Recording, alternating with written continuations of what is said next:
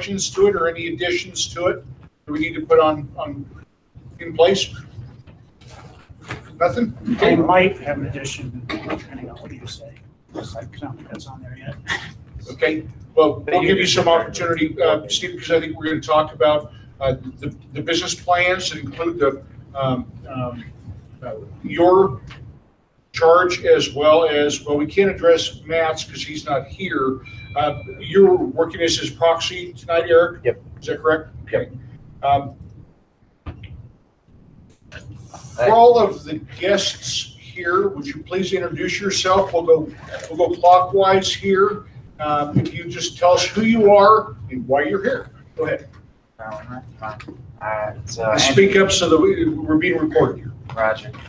Name's Andrew Lundquist. I'm kind of taking the reins over for the Denver County Development Group. Oh. And so I'm kind of here on that kind of business. Yay, thank you. Frank Atwood, your liaison to Center Right Coalition meeting. Thank you, Frank. I'm David Silverstein with Broken Healthcare, here to talk to you about a Colorado ballot measure. Okay. Thank you, David.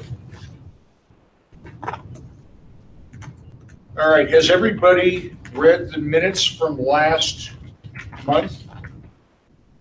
And do we have any objections that need to be voiced now before they're put into record? We got some, and they've been corrected, so. Okay. All right. Officer reports.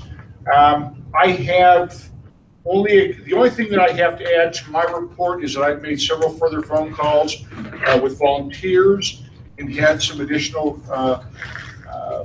work with the directors. But other than that, no changes on my report. Mark, what do you have? Mark Montoni, are you with us? Yes, I am. I have no report. I apologize. You'll be flogged next time we see you. Looking forward to it. 50 Shades of Freedom. That'll encourage him to show up. Yeah. Okay, Treasurer? Nothing really to add, except that I'd like to mention that after I was whining a couple of meetings ago about the QuickBooks. They're cutting back on the services a little bit more, try to get you to get the new thing in an annual subscription and that approach. But after thinking about it, I think I should stick with it because it's such a standard. And the next treasurer will have a lot less trouble picking up. You think it's really worthwhile? Standard than some off the wall thing. It's evil the way they're charging you monthly, though. I mean, we got off of that because of the monthly thing and went to the package. It is now. But What is the monthly cost on that right now, John? I'm not paying anything right now. It was purchased in 2014. And the deal in those days was when you get ready to upgrade, you buy the new. Well, they've changed that. Now it's an annual or monthly. Okay. Nothing else? No. Okay, Roger is not here. As you guys know, he is in debate as we speak with all of the CD2 candidates up in Boulder, I believe. And that is being recorded, so hopefully we'll be able to get a glimpse of that. Do you know when that's going to be posted, Lance? They're pretty good about one day after. Good. So then I'll push it out. Beautiful. It'll be great. Right. Campaigns, what do you have for us, Bruce? Any changes? No changes from what I reported. Okay. We're at 31 candidates. Okay. And you guys, I'm gonna go back to this. We haven't really pushed on this very hard, but it's really important that we all read everybody's reports before we get here to the meeting, so that if we have questions, we're prepared to bring those to the table. So I'm making an assumption that everybody has read the reports. If not, you have your computers, go ahead and read them real quickly. Outreach, what do you have for us, Kevin? In addition to what's in my report, today they opened up registration for the Carbon Valley Music and Spirits Festival. We did that last year. I think we probably want to do that again. I don't know if that was on your list, Bill or Bruce. It was not, but It's $30. It's a one-day event, August the 4th, runs from 2 in the afternoon until 10 o'clock at night. They have a concert stage with music going all day long and a big, huge tent full of home brews and craft beers. And What's the exposure, Kevin? 5,000 to 6,000 people, which is about the same size crowd they had in Longmont for the Cinco de Mayo. Okay. Who here was at the Longmont Cinco de Mayo? Bruce, how was the reception there? fantastic, actually. It was really good, huh? We had as much traffic, well, being at Cinco de Mayo in Denver on Sunday, we had as much traffic in Longmont as we had in Denver. But the difference is we had a bunch of people actually talking to us about stuff. We had people that came up and asked us about, well, they volunteered that they had been or were illegal. This is in Longmont? Yeah. You recorded them and turned it in? Wrong No. party, Mike. Oh, yeah. The other thing that was astounding is that the Republican Party was using our quiz and our board. What? Oh, yeah. The Nolan quiz? The Nolan quiz. That is The Republican awesome. Party was using the Nolan quiz at their booth. Yes. Was this Yes. the Boulder Republicans? Oh, I would have loved to have been there. Yeah, that's photo, man. Did they put dots on the chart? It was Boulder County Republicans. Yeah, yes. they pretend to be us. And yes, they had dots, but they had dots all over it. And we went over there, Ferris and I went over there and looked and said, that's not real. There is no way that you could get that many status, particularly in Boulder. You had Roger and Matt and John Kyle. Anybody else? No, My daughter for half an hour. John actually messaged me and said, by the way, the Longmont Cinco de Mayo event in Boulder County, there were no Boulder County LP members. I was actually out of town, otherwise I would have been there. Also of note, I spoke with 3 or 4 independents who are LP leaning and had run-ins with your guy, Ralph. Ralph's the chair. Oh, yeah. Or other LP guys from that group. They thought they were crazy, and that's why they weren't registered LP. That's FYI. So, Well, I imagine that this is something we need to put in the conference for next year, and make sure we're doing it again next year. What's that? Oh, Longmont. there is a big crowd of young Libertarian and Tea Party-like people that I've been in touch with since the Boulder gun ban. Northern That- Colorado's full of them, but It's we full, haven't been taking advantage of them. Well, I mean, John makes a lot of sense. You know, there's that lunch is one thing, but I think there's an opportunity to do another kind of get together and then build it from there. There's got to be sort of like a second affiliate. I'm not, you know what I mean? Just like a sister events or something. So that's on the agenda. That's coming up. Okay. Regis, what do you have for us, Steve? So possibly 2 things, maybe some money that I'm asking for, perhaps. And also, we had discussed maybe having a list of the volunteers, if you could provide that to me, maybe on a weekly basis, and I can contact them and, funnel them out to their respective affiliates or development group. Okay. So that might be another.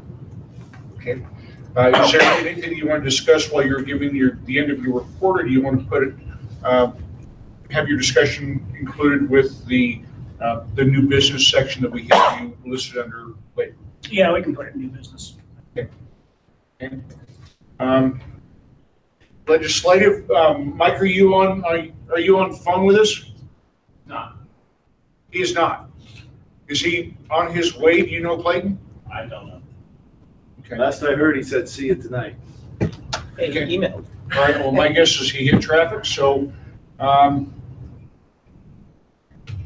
Matt is not here tonight. Has everybody read his monthly report? And are there any questions you want to bring to the table? I've spoken with Matt about it, so we can talk about it if you have any questions about his report. Kim? I think you had forwarded something, you got a contact from somebody who had registered to vote and was told that they would be contacted by the party. I'm sure this is a membership issue, but as people go to DMV and they Yes, select. I reached out to him and I sent the contact also to Matt as well. How do we see those things? We don't see those. Is there, That, I we don't guess, see those. So maybe the some way we information can that he got parse from off, the DMV is incorrect. they gotta show up as new registrations in our quarterly Right, report. when we from get Yeah. a new disc from the secretary. So we should be looking at, registrations over that 3-month period and sending out a new member, thank you for registering Libertarian, by the way. This is the same discussion that's been going on for the last 2 years.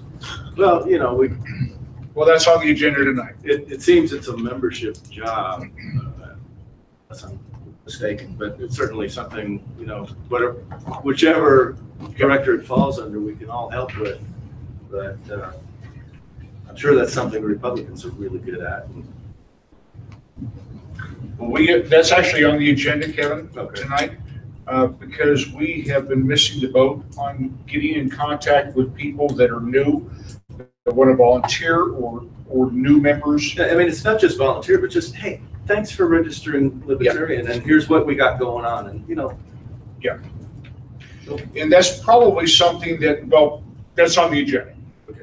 And we have really missed out since Clint was on board as the he was membership director. We've had He was nobody also sending out anything to new members. And we have to have that. We need to get a bumper sticker out to them, a welcome letter. Thank you for joining, and a plea for donations. And we haven't had that. So that's something that we're going to have to focus on. We have to be diligent about it because those people are excited right now because they've just made a change. And we need to take advantage of that passion that they have at that point. So once again, that's on the agenda coming up.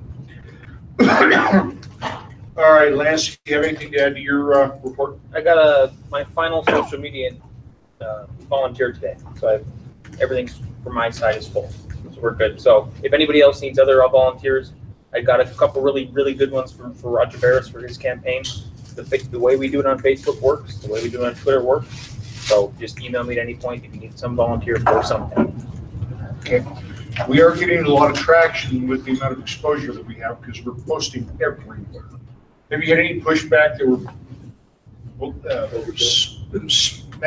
putting out too much stuff? We get a lot of Twitter feed. I get more Twitter things from the Libertarians than any other group that I'm subscribed to. We're in third place now. So Awesome. we're Florida, Georgia, Colorado. Okay. Do you want to skip back to Michael? Okay, records, what do you have for us, Mike? Do we want to skip back to the other mic? After you. He's Okay. not set up yet. Okay, fair enough. So in addition to my report, I did have a question after reading your report, Kevin, and that is, can we add the People's Fair to our Facebook events page? I noticed Facebook events only has a couple items, Lance, and yet our meetup has gobs of items. Should be on there. I'm sure. Kevin's been great about it. I actually waited until Cinco de Mayo was over Okay. before posting it, so I think I went up Tuesday last week. I checked it today, but I checked the Libertarian Facebook, although there are. It should be Libertarian Colorado on Facebook. both the group and the business page. It should be, I shared it on the Arapahoe County page. It's also on the meetup. Okay, I'm gonna check. Meetup is more obvious. It has it on Meetup, yeah. Yeah. Definitely. Meetup is good. We gotta look at But I'll those. double check. It should be there. Well, a lot of people are finding a lot of the affiliate meetings on Meetup. It's been very effective. Well, and that's something for when later. Ask me about Meetup and contacting new people, but when we get to that topic. Good. But just usually when I do the event, part of my notification for the event is asking for volunteers, and I hate to ask for volunteers for an event beyond the most Correct. important event. Right. So I want to make sure we had Cinco de Mayo covered before I asked them for People's Fair and Pride Fest and next. But Okay. And then database. You were asking about posting the documents, the minutes, and the not the minutes, but the Constitution, and and you got that, and it's all set. No, Because I thought I saw in your report that you had posted those. no, I have not. Okay. I haven't seen any of the changes from convention. It is in your report that you did it, but maybe that's the previous ones that you posted. No, okay, I have not gotten them. Okay, I will continue to look for those then. And then, do we know what the opening rate was for the fundraising thing that we sent out for Cinco de Mayo? I don't have that. Do you remember if it was good or bad? Because I know in the past we've had some really bad open rates. Hang on just a second. Let me see if I can get to it real quick.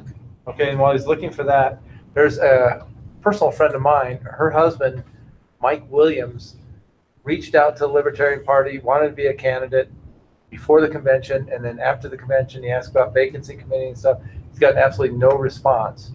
And so How did he request information? I don't know. I need to get more information, but he noted on his Facebook page that he contacted the Libertarians twice and got no response, and that he wanted to be a candidate. He's up in Summit County, which would be nice. We need to find out how he reached out to us, because every one of the emails that I received, I also have access to the voicemail. Okay. Somebody leaves a message on the phone, and every one of those people has been contacted back. Okay, so I'll ask him how he reached out, and we'll see. Yeah, how did he reach out to us? Because there's a failure in our system that we need to correct. Right.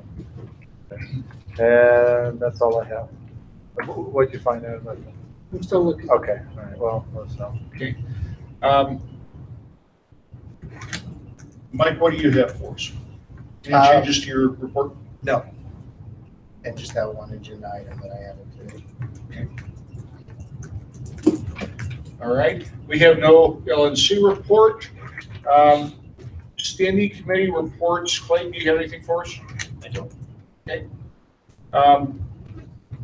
Dave, I'm going to ask you to give us just a periphery tonight, right now, and then we're going to get into the woods here in just a little bit.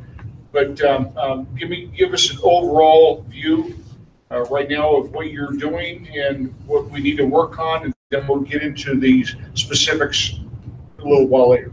Okay. For you, Mike, the open rate was about, I sent out 2 batches, and the open rate was 10% on one and 17% on the other. That is great, man. So. Wow, okay, excellent.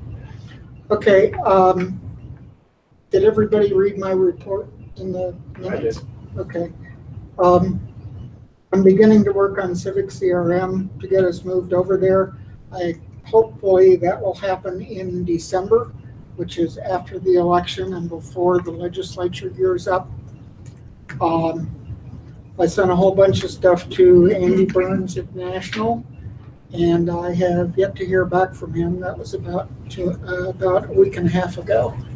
But obviously he's dealing with 50 states, so I'm going to start pushing him probably next week or so. That will be a savings of how much for us per year? Well, $3,000. our current nation builder cost us about $3,000, but National does not provide bulk email service, and we're going to have to go out and purchase that. And Constant Contact is, I think, the one we would probably use because it handles more email. It appears to handle more email, and if I recall correctly, the cost on that's about $80 to $100 a month. So okay. Net will probably save maybe $1,800 a year. Okay. Okay, so we'll get into this later because we've gone down this path in the past, and so we should make sure we want to go down again. David might be one of the, I don't want to say beta testers, but we might be one of the first states to try it. You've been in contact with National, correct, David? And does it look as though they're ready to give us a shot at it? Well, they have about 10 states currently using it in various stages. And I've looked at the websites for those 10 states, and they're basic WordPress with not a whole lot. So we'll see. I laid out in the stuff I sent to Andy that I'm going to need a couple of months to move web pages and all this other stuff. So I'm hoping he's going to give us enough lead time for me to, do all that. And I've told him about how many records we've had. I've given him as much information as I can think of. So we'll see what happens. Well, we're very much in the infancy stages, but if we can put this all together, it's going to be a pretty significant money saver for us, as long as the tool is usable for you. Yeah. I did spend some time with John last week and looked at his version of Civic CRM, and I don't see anything I can't deal with. Okay. So. And are we going to discuss this more later? Or should I bring up stuff right Probably not. Go ahead, Mike. If you have something, go ahead and bring it up. We went to Civic CRM in the past. Oh, really? And we built extensively on it. We had a great setup on it.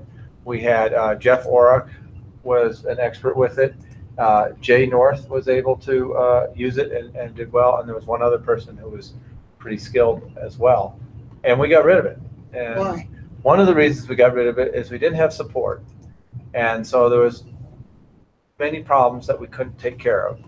And we just kind of hobbled around. The other was it was too difficult for average board members, I'm not pointing at you, Eric, but anyway, average board members to go in and use the program to get out lists or update things or stuff like that. Okay. And there were overlays on it, and we tried various overlays, and some of them were better than others, but none had any support. It was just a mess. And then we made a big error in that we did not back up very well, and we wiped out the whole thing at one point. And we said, well, it's too much hassle, we'll not go back to it. All right. Also, loading the disk from Secretary of State was horrible. So. All right. National is in the process of building a fairly serious front end, and I have not seen that. But they're spending, that's what this Civic CRM project is they're going to manage it for all 50 states. And they're going to provide support. Yeah. Because that was another big question. There was nobody we could call Yeah. to ask about it.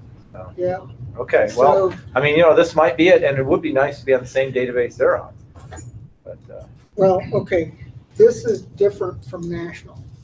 Oh. National is using Razor's Edge.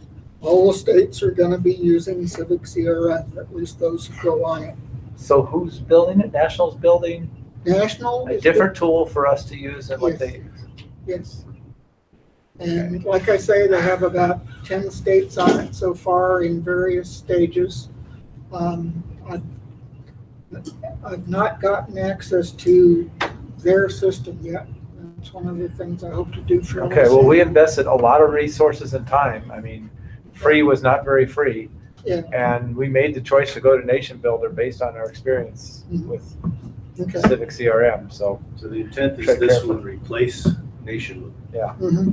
And then we wouldn't have to pay the fees to Nation Builder, but there might be other costs.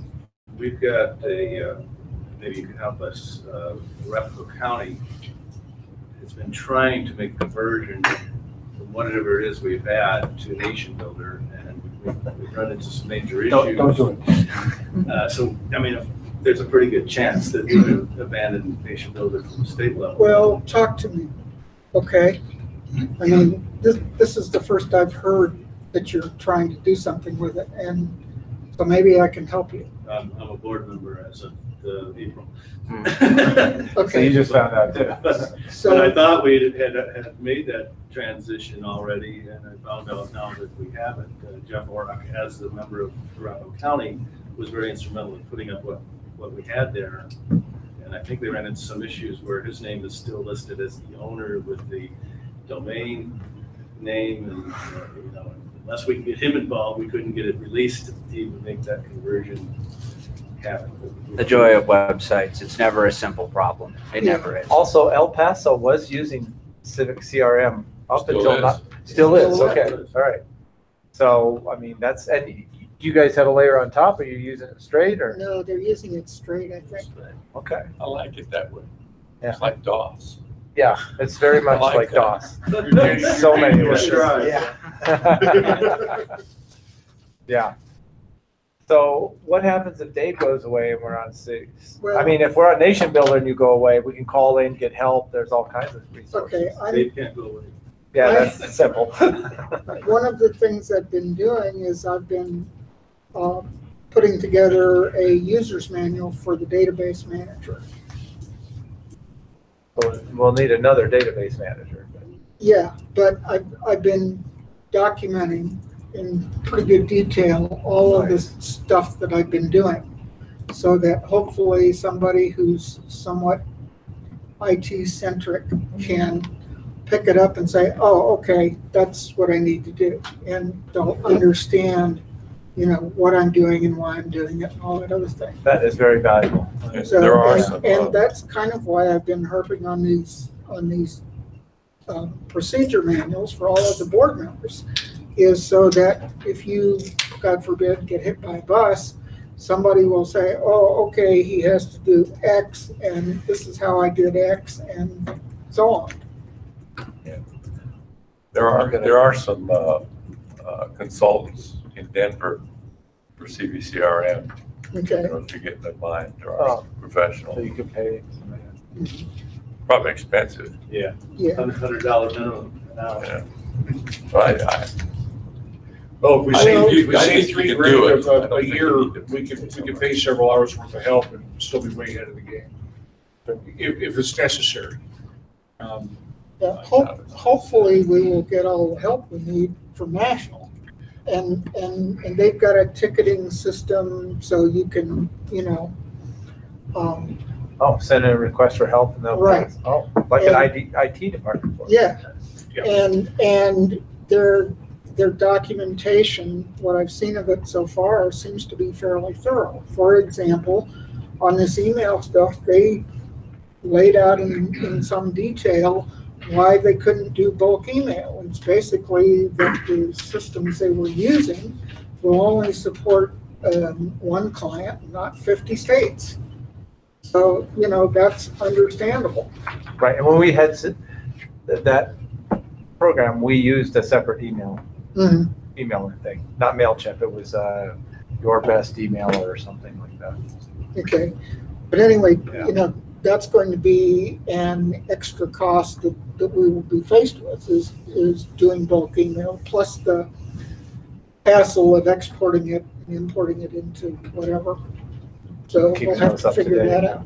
I believe I'm doing bulk emails. I think it's with CVCRM. How big a bulk? But you have a single instance of Civic CRM. You don't have 50. True.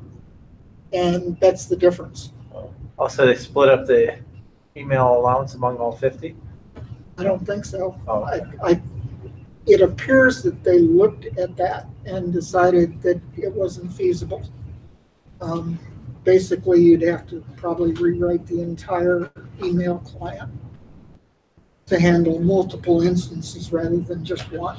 And I understand that. That's, you know, there are lots of assumptions that you make when you write software. It's, oh, okay, I'm only doing it for one, so you code it this way. If you're coding it for 50, you've got, you know, a lot of other things to do.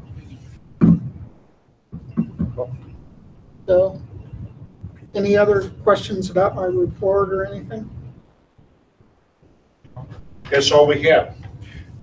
Guys, I'm gonna make a motion that we suspend the rules and we take things a little bit out of order. We have a guest speaker here, and I don't want to have him hang out for another hour and a half until his turn comes up. David, would you introduce yourself again, please? Yeah. And then give us a kind of an overall why you're here, and then get into the weeds as deeply as you want. Sure. First, I really appreciate you having me tonight.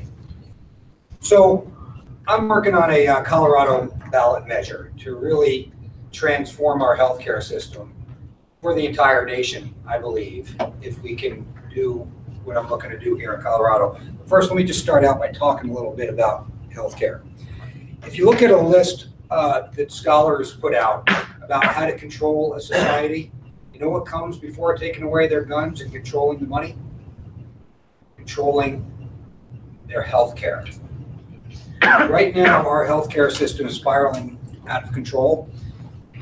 And it's in part because government is more than 50% of the healthcare payer, but it's an even bigger part because of the small number of behemoth insurance carriers and monopolistic hospital systems that are controlling the healthcare system right now. Now, ideally, we would do away with 1,000 different laws that are allowing them to monopolize the system. But that's just not feasible. It's not going to happen. So what this ballot measure is designed to do here in Colorado is to enact just one law that really unwinds what so many others have done, and that is by bringing complete and absolute price transparency to the healthcare system. First, a couple of things about healthcare in general. Healthcare is right now at 18% of our GDP. Anybody remember when Dwight Eisenhower warned us about the defense industrial complex? The healthcare industrial complex is many times the size of the defense industry right now. Our own government predicts we'll pass 20% of GDP in about 6 years. Okay? That means that healthcare is continuing to grow at a rate of 2 to 3 times the rate of the economy, right? It is just consuming us from inside. It's out of control. The amount of money that we waste in healthcare, and there's really very little debate about this, everybody from the World Bank to the Federal Reserve to Johns Hopkins University puts the amount of waste in healthcare right now at about 1/3 of it. That's $1 trillion a year. That would cover the entire state education budgets. That would cover the entire U.S. defense budget. And that's just the waste in our healthcare system. If you think about what happens, so I don't know if we have any insurance brokers in the room. The insurance broker gets about 3%.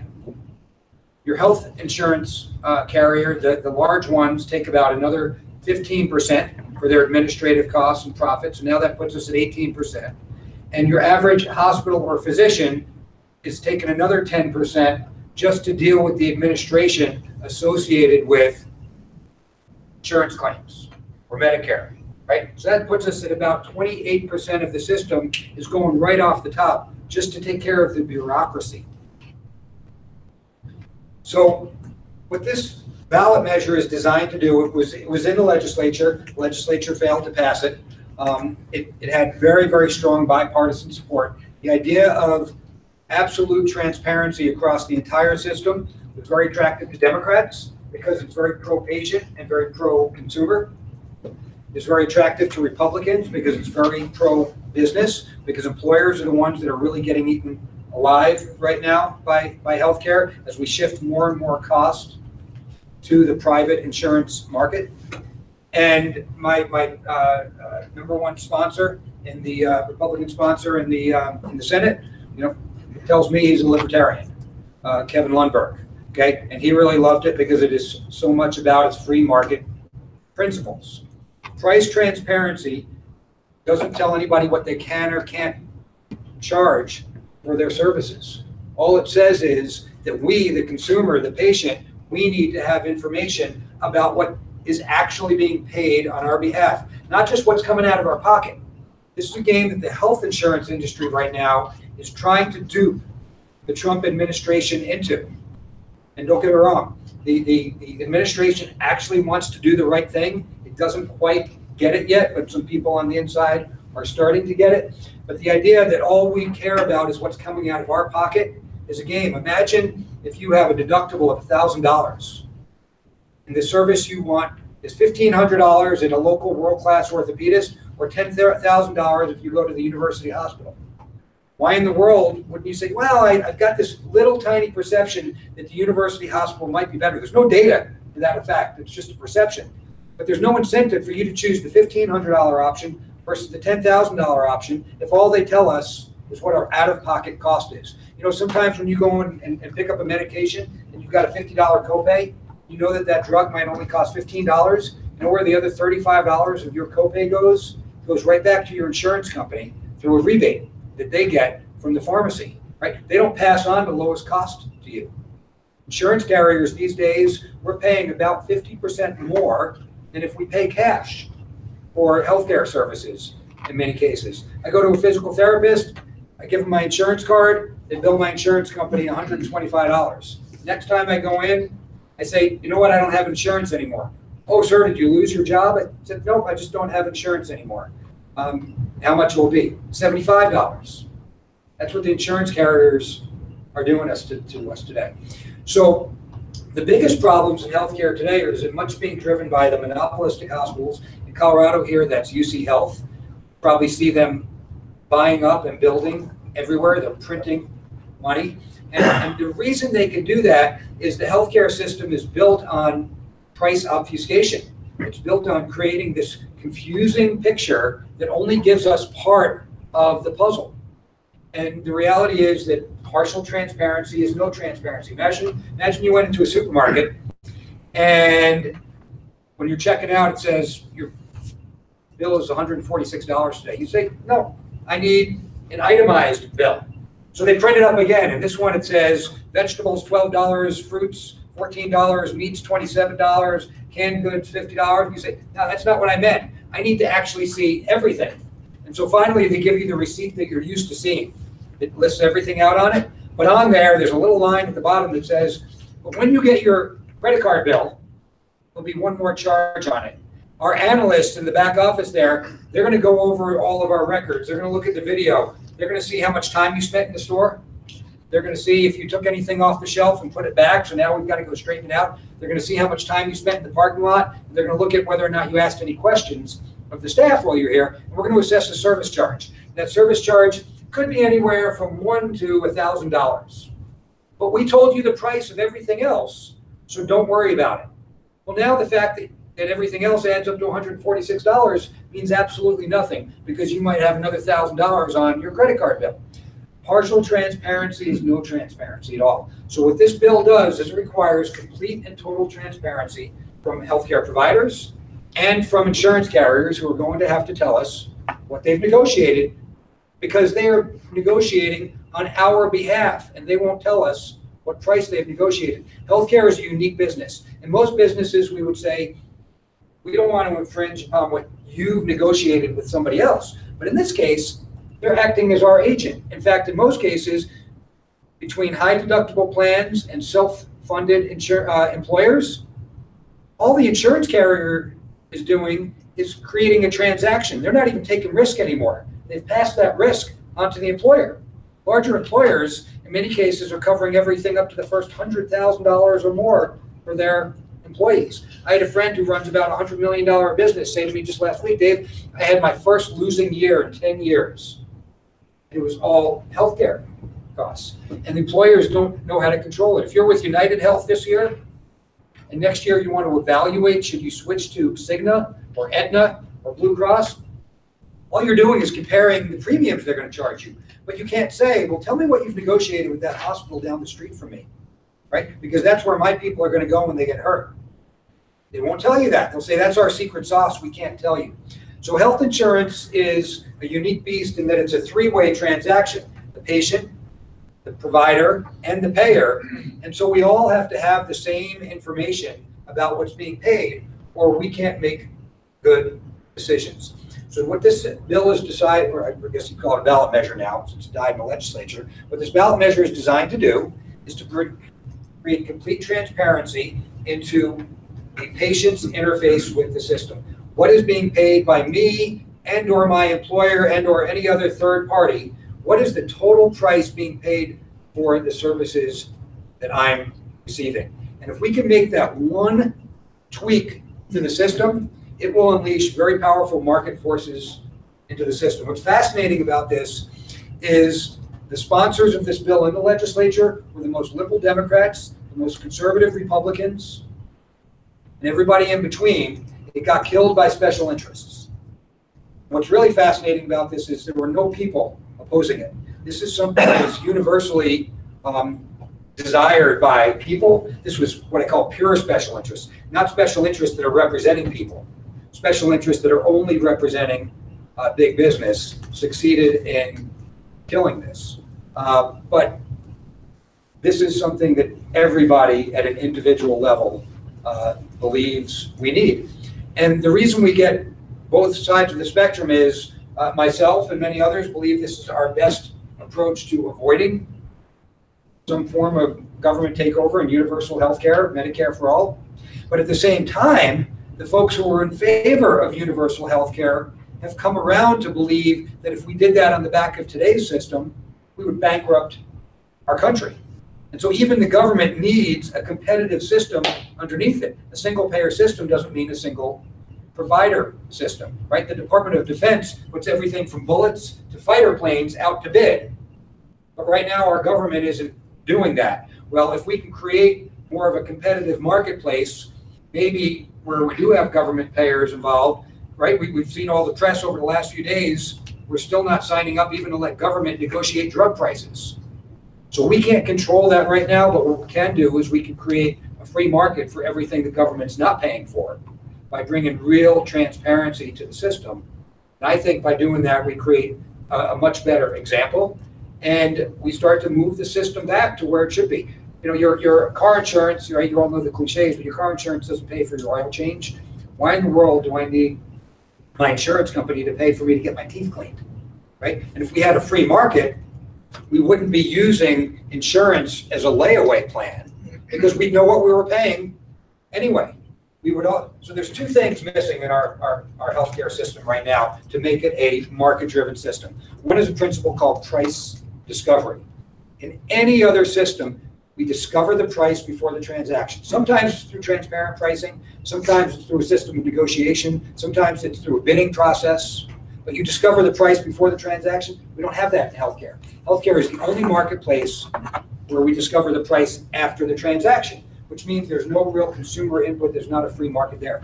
Some people think healthcare prices are skyrocketing out of control because it's greed and capitalism run amok. It's not. We don't have capitalism in healthcare. We don't have a marketplace in healthcare. Healthcare is so big today that if it were viewed as an economy of its own, it would be the fourth largest economy in the world. It'd be the United States, China, Japan, and then the US healthcare system. We have only 4% of the population, and we spend 40% of the money in the world on healthcare. So this one measure is designed to basically neuter the hundreds and hundreds of rules and regulations that have given the insurance industry really control over pricing. Let me tell you why it's the insurance industry and not government that really sets the price today. Pricing happens at the margin, okay? Pricing happens where there's a decision made about what it costs to serve the next customer. So a hospital, as an example, might get 50% of its money from government payers. It's kind of stuck with that right now. So a hospital is what's called a price taker in economics terms. But any given insurance company might only be 1, 2, 3. A really big insurance company could be 10% of a hospital's business, but most of them are 1 or 2 or 3%. They don't have to take that 1% contract.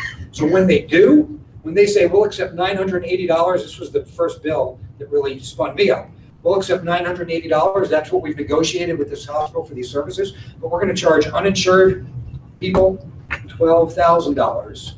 Well, we know the fair market value of those services is a whole lot closer to $980 than it is to $12,000 because that's what they're accepting from one little insurance company that's maybe 1, 2, 3% of their business. They don't have to take that business. So we can't look to what government's paying to figure out what the fair market price is right now, but we can look to the insurance companies. Healthcare is the only marketplace where you could literally, the first bill that set me off was a bill for $12,154.70. But really good news, I only had to pay $980 because I had good insurance coverage. When I started digging into it, it wasn't because my insurance company paid the other $11,000. It's because that's all the services were worth. That was the whole bill. I was on a high deductible plan. I was paying 100% of it, and it's $980. And my daughter's looking over my shoulder. It was her ER visit, and she starts asking me, Dad, what's that $12,100 for? And I said, well, that's what the hospital would charge if we didn't have insurance. And she said, so some poor schmo that's been making $50,000 a year and couldn't afford insurance is going to get charged $12,000, and we only have to pay $1,000? She said, Dad, that doesn't seem fair. And I said, no, it's not. I said, the problem is that patient isn't allowed to know that it's going to cost them $12,000 before they go to that emergency room.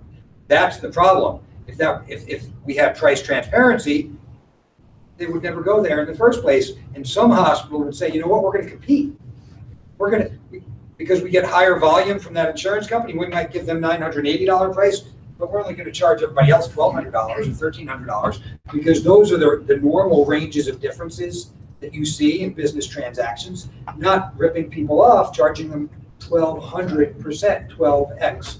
So we've got to do this to protect people, the uninsured, the underinsured, but we also have to do this to create a competitive marketplace, which we don't have. That's the only thing that's going to drive costs down. We've already seen that government interventions are not going to drive costs down, right? Obamacare led to costs going up. It's driving the state nuts right now, right? We put more people on Medicaid. The promise was higher volume, lower costs. Of course, all we got was higher volume and higher costs, which means the state's Medicare budget is exploding, right? It had to be supplemented 3 times last year for a total of, I think, $90 million the last time. So we're not going to drive prices down through government interventions as much as government thinks it can drive costs down. But we can do something here, which is unleash free market forces, right? We've got 200 years of history that tells us that is the most powerful force in the world, is the free market. And even though it's only about 45% of the market, that's where we all experience it, and that's where prices are determined. So that's why I'm looking to change the system here. And I really believe if we do it here in Colorado, it will ripple across the country. My favorite line, you got to see if you like this one, my favorite line talking about this is what happens in Colorado doesn't stay in Colorado, right? And we've seen that. So if we can do this here in Colorado in November, I really think it will ripple across it because so many states want to do this. Many states have tried. Colorado is one state. You know, I'm not even a huge fan of the ballot process. I believe we have a government for a reason, but it's failing. It's not working anymore. You know, our legislative process doesn't get things done. There's too much big money that can influence and control it, but the people still have a voice here. And we can do this through the ballot process and take control of this back. So with that, let's open this up to Q&A for about 10 minutes, and then we're going to boil it down to what we need to do with this. Okay. What was the bill number and who were the special interests that killed it? So the bill number was House Bill 1358, and it's now initiative or ballot measure 146. Go to the General Assembly's website. It gives you the list of all the, I'm looking at it right now, of all the organizations that testified against them. I mean, from anywhere from the Colorado EMS Association to pharmacy companies, the Colorado Retail Council testified against it, the Colorado Association of Health Plans, Colorado Hospital Association, the Colorado Bioscience Association, Planned Parenthood testified against it, the Colorado Organization for Latina Opportunity and Reproductive Rights testified in opposition to it, the Colorado Pharmacists Society. So my question is, when these people showed up, I mean, I know they have an agenda to protect their interests. What were the arguments that they made? So, great question. So we went into this, we met with all the stakeholders from December through March. There was a lot of good input. In the end, they're all profiting from the status quo. So EMS, why in the world would, right? Why do they care? Because what has happened in paramedic services, EMS, is they are now, you can't get a price from them in advance, and they figured out about 10 years ago, it used to be 20 years ago, ambulances were free, right? They were paid for by the city, by the fire department. Today, they're private businesses. Cities have outsourced them, and they do that for things like a licensing fee, kind of like a cable franchise fee. And so now you go and you get in an ambulance, you know, a 5-minute ambulance ride because you broke your leg, right? They don't have to, you know, they're not cracking open your chest and doing a heart massage, and you're going to get a $3,000, $4,000, $5,000 bill. I had a friend a couple of years ago. Her son took a hit in a basketball game, hit his head on the floor. It looked like there was swelling going on. Helicopter, $28,000, because there's no checks and balances. The municipalities approve of it because they get to make money too. In some cases, the municipalities are the ones actually running the ambulance service. That was my question, because in the town that I live in, the city signs a franchise agreement with the ambulance service, right? Eliminating any type of competition. So even if we create the transparency, how does that create competition when the cities are locking it in? Great question. So in some cases, I believe the first step is you got to shine a bright light on things, right? When the citizens of that town see what the city council has agreed to and is allowing that ambulance service to charge, they're going to start screaming about it. So you're right. That's not immediately going to create competition. In some cases, we're just shining a bright light on things. Just to some of the other opposition. The opposition that killed this was actually Planned Parenthood. Okay. Wow. So on both sides of the aisle, they were willing to reject the pushback of Big Pharma, which is the most powerful and wealthiest lobby in the country. They were willing to reject the Colorado Hospital Association. The legislature was showing a lot of courage. My first sponsor was a Democrat. Then we got Republicans on board, and we got and in the Senate, we had bipartisan support in both houses. If the vote had been taken a week earlier, it would have passed. Here's what happened.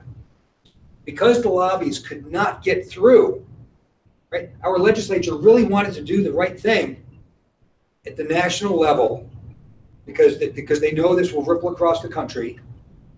The hospitals, insurance carriers enlisted Planned Parenthood to do their bidding because they knew that was the one lobby that could scare off Democrats.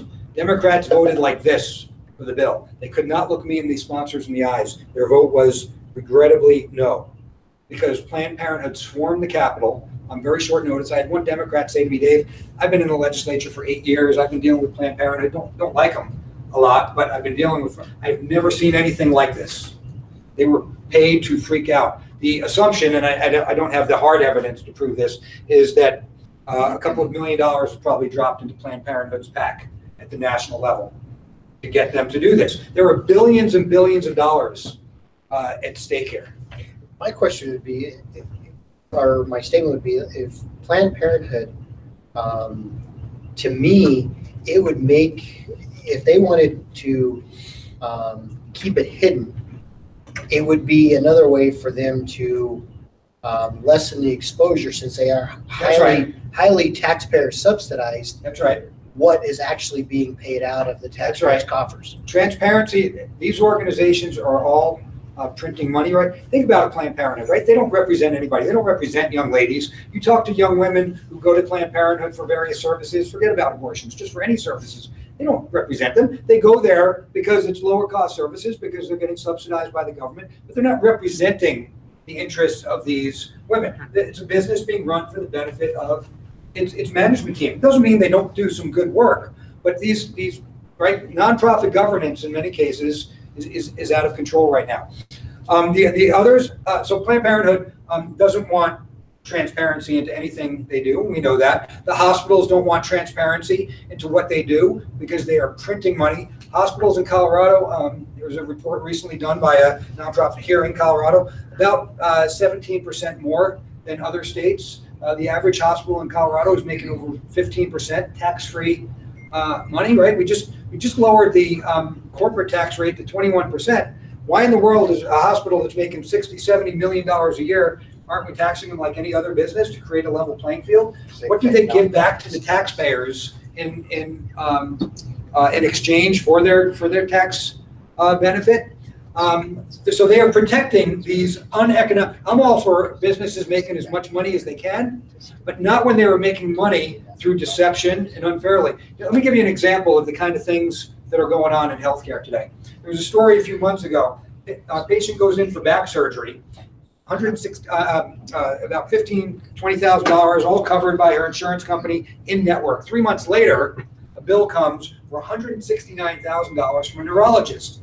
She said, neurologist, there was no neurologist. I don't even know, well, the surgeon contracts for what's called intraoperative neurological monitoring. It's a neurologist that could be 2 miles away, it could be 2,000 miles away. They hook electrodes up to the patient. This neurologist remotely monitors the surgery, and their job is to tell the surgeon if they're getting a little too close to the spinal cord. Medicare would have paid $800 for it. Insurance companies between $2,000 and $8,000, which is outrageous. This neurologist happens to live 2 doors from me. I've been in his house. I've seen the 21 monitors. But because nobody had to disclose to the patient that there even would be a neurologist associated with the surgery, contracted by her surgeon, out of network, and they bill $169,000 for it. This is the kind of crime that's going on in healthcare because we did. Now, here's the worst part. Insurance company paid it. Why? Why in the world would the insurance? So there's one form of crime going on, right? The $169,000 billing. There's another form of crime going on. The insurance company paid it. Why did they do it? Because the insurance company's not really paying it. The employer is paying it. It was a $50 billion company that this woman's husband worked for. The insurance company is making that decision on behalf of the employer, pays the $169,000, and in doing so pockets $25,000, 15% of that, right? So for $2,000 worth of services, the insurance company pockets $25,000, the surgeon pockets $169,000, right? And all because we do not have a transparent system. So next year, the employer raises it, gets they jack up their rates. That's right. So, David, let me level set you on something. Yeah. In October of 2016, this was written by a Libertarian candidate. This is a quote. How many times have you left the doctor's office wondering how much the visit is going to cost beyond your copay, or how many bills you are going to receive in the mail? How many times have you been surprised to find out that you are taking medicine that costs hundreds of dollars per dose for a relatively minor condition? The first step to understanding how to fix our healthcare system is to get healthcare providers to give good, solid estimates to patients before procedures are performed. 2 years ago, a candidate in Colorado wrote that, right, as part of the campaign, right? So what I'm trying to tell you is you've got a sale here, I think. But I have some questions about how the bill is actually going to work that I think are important. One of them is EMTALA. How are you going to deal with the fact that you don't have an option when you're taken to an emergency room? You have no choice. Fantastic question. So all the big acronyms have been used in opposition to this bill. EMTALA, ERISA. So here's what we're asking for. We're not asking for an estimate. There's a lot of people that are very well intentioned that just haven't torn into this problem enough to really understand. We're not actually looking to know how much it's going to cost us in the emergency room. When you go into a restaurant, they give you a menu. It just tells you the price of everything you might buy. All we're asking the hospitals to do is tell us the price of everything you might do in that emergency room. They already have it. I work with hospitals all over the country. I had one of them go through this and tell me, what would it take to implement this bill? The billing manager at a hospital in Western Pennsylvania said to me, she was kind of joking, she was there with the CEO answering these questions for me. She said, Dave, I could use at least an hour's notice. I could dump all this information into an Excel spreadsheet for you at the push of a button. A little XML code, and it's on our website.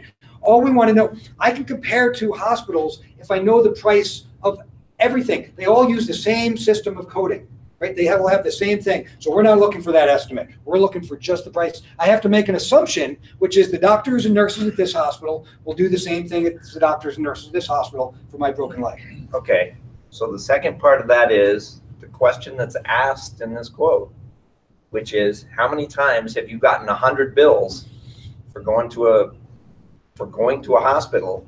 Half of them are in network, half of them are out, right? Even though they're all services in that hospital. Great question. And so how do you get the menu for it? Every provider. This bill requires that any provider, so say a physician, that provides services in a healthcare facility, so this might be the ER physician or the anesthesiologist. If they're on the hospital staff, it's already on the hospital's charge master. It's already on the hospital's price list. What this law says is if you are providing services at that facility and you do not work for it, they must simply provide their price list to the hospital, and we put the burden on the hospital to tell us, here is the price list for all of the providers, and here's the insurance plans that they do and don't participate in. Here's the game that gets played. There's 4 categories of doctors that you never have a personal relationship with. An ER physician, an anesthesiologist, a pathologist, and a radiologist, right? You don't go back to them. You don't build a relationship and say, oh, go back. Michael Jackson did. He wanted to go back to his anesthesiologist. But he's about the only one, right, that would have a personal. So the point is, you go to an emergency room and those emergency room physicians contract. I called Swedish Medical Center, right, their billing office, and I got them to tell me on the phone that their ER physicians are not in any insurance plans. I said, oh my God, does that mean every single person that comes to Swedish Medical Center's ER gets an out-of-network bill? Because Swedish is essentially doing the sales and marketing. They put up the sign that says emergency room. They contract with insurance carriers. So if you're an independent physician working there, why would you bother? You get to bill everybody out of network. So this requires them to disclose that. But there's no website for that ER physician or their ER physician practice. They have to give that information to the hospital. So there's, and you've talked about this, but there's the actual price and the list price, and they're never even close. Right. And so you're asking in the bill, it says the list prices. Yes. So it doesn't do me any good because I'm going to see that $12,000 thing. It's actually $980. Great question. We tried very hard looking at every combination of proposed and actually implemented legislation all over the country, and you can't get to price transparency merely on the back of the providers because the price is actually established by your insurance carrier. This law requires insurance carriers to tell us what have you negotiated with that hospital because they've negotiated it on our behalf. This is probably the most controversial part of the bill because the first instinct, and I had it too, is we don't want to tell those insurance carriers that they have to tell us what they've negotiated. They would like us to believe that's their secret sauce, right? This negotiation. The truth is, it's not. They're actually in collusion with the hospitals.